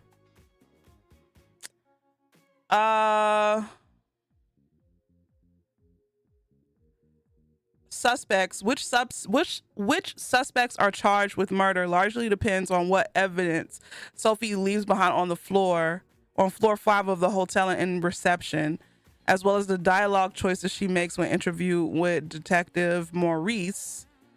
By default, all 3 will be charged. So Paul, you got like a 50, and then on our American grading scale, you fail. No, I got more like a 70 because I didn't get a 50 would have been like, okay, I got all of them locked up. I got fired. Okay. And I didn't romance the love of my life, aka Beth. That would have been a 50. I got like a 75. Okay. The only bad thing that happened literally was that all 3 of them went to jail. The player can choose to remove incriminating evidence for Paul, thereby incriminating Marcella and Anne, or clean up after Marcella and Anne, thereby incriminating Paul, or choose to clean up all 3, leaving no suspects and causing Sophie to be arrested for obstruction of justice.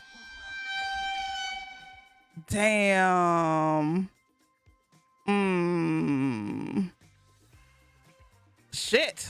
The final secret option is to uncover the real culprit by unlocking the safe in room 509 and examining the items there.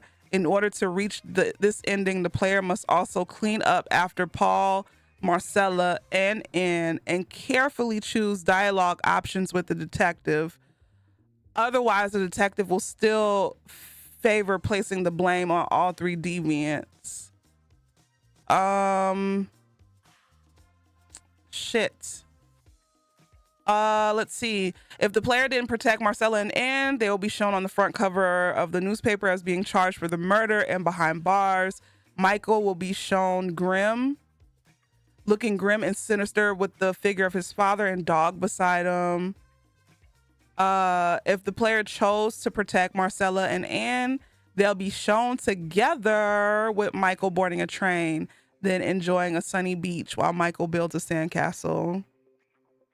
You stood 10 toes down for everyone, so I give it a C-. Thank you. Shit, that's what I go by. Grad school grades. There ain't no C in grad school. Listen, I ain't even graduate college, so we going by regular people grades here. Okay, grad school is a luxury. Shit.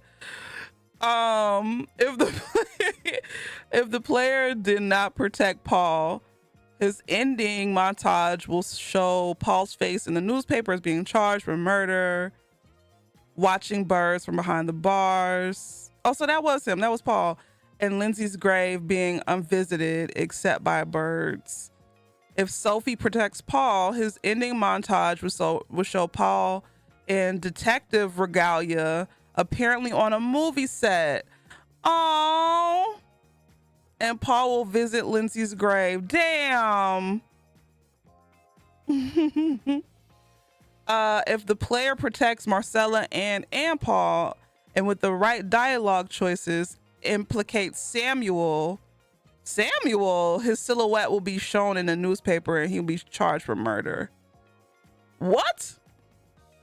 Who the fuck is Samuel? Bernard and Raymond. If the player didn't protect Marcella, Anne, and Paul, Bernard will remain in charge of the Clarington Hotel in front of a grand reopening banner. If the player protected Marcella, Anne, and Paul, then without devious to blame, his management comes under question and the hotel changes back to his brother with a sign that says all are welcome. Who the fuck is Samuel? Wait, what just happened? Well, how come I can't click on the name? There we go. I'm trying to figure out who did it. Samuel, aka Mr. T. Wellington, is a supporting character. He is a guest of the Clarendon Hotel staying in 504, and we never went. I should have went. I knew, part of me was like, should I go into everybody's room? But I only really stuck to the rooms that I had to go into. Following the prologue. Oh, but no, 504 was the first. 504 was the first room. Room 504 is the first guest room that the player is introduced to, with Sophie vacuuming while playing music. Samuel lived on 32nd Street in Texas with his wife. This was the dude that was like in really big debt. Like he was in a whole shit ton of debt. Let's see. An undated letter found in room 504 addressed to Mr. and Mrs. Mapleson indicates that a finance company called Lucky Coin Financing was attempting to recover a debt from them. So this is where you find the evidence of a fire in the safe, right? And excuse me. An undated newspaper clipping reveals William's wife and 3 children died in a residential fire at their home on 32nd Street. Flames were seen coming from the 2-story house by a neighbor at 3 a.m. Samuel managed to escape the house unharmed. The signed teddy bears seen on the bed in room 504 seem to indicate that Samuel recovered these mementos from the ashes of his home. It's unclear whether the fire was deliberate arson gone horribly wrong to claim insurance. Oh, the fact that insurance wasn't paid out may indicate that there were suspicious circumstances. The split ashtray in his hotel room also perhaps offers an alternative origin of the fire linked to his drinking habit, although this is just conjecture. The mirror in his hotel room bathroom is covered, and the one on his vanity overturned, implying that Samuel didn't want to look at his own reflection. We got time to do all this, by the way. I'm not replaying this game again. I am not going back and doing all this shit again. Okay, the ending we got is the ending we got. So in January, Samuel met with Hector. In Hector's diary, there's also a star crossed out meeting with SW, which was probably Samuel. It appears, oh, here we go, y'all. From the save, I mean. I ain't doing all that. So here we go. It appears that Hector was Samuel's insurance agent, and that Samuel had taken out insurance with Hector's company, the All-American, and had been paying insurance for years. However, they would not pay out the insurance for his house burning down. In a handwritten note stapled to the newspaper clipping of his family's death, Samuel accuses Hector of ruining his life. It appears Hector took this as a threat, as it was stored in a safe with Hector's gun in 509, which we didn't open. Samuel then apparently traced Hector down to Montreal, possibly by chance. And on February 16th, he checked into the Clarendon Hotel under T. Wellington. Because Sophie's acolyte heard a faint bell. Okay, so basically, if the player chooses to protect all 3, and then I would have unlocked the safe with the right dialogue choices, Samuel's charged for the murder. So who the hell did it? I guess it's just open.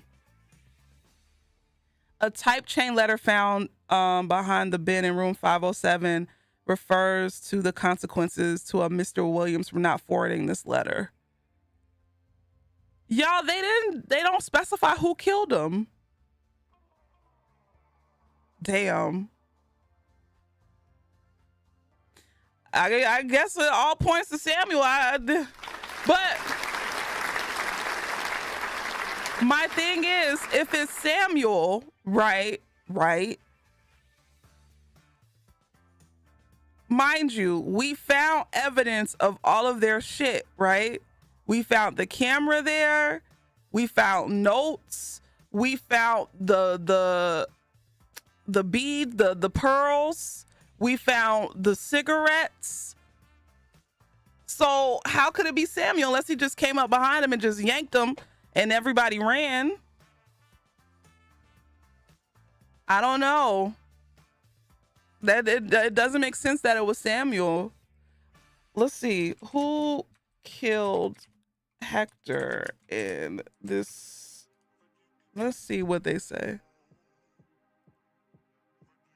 It says that it might have been Samuel. Everybody's saying Samuel. It's supposed to have dubious evidence, I guess. The lack of an insurance payout was the motive. That is true. But that doesn't make any sense. I don't know.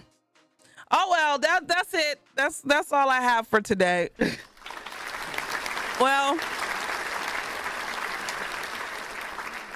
like I said, the ending wasn't the best ending.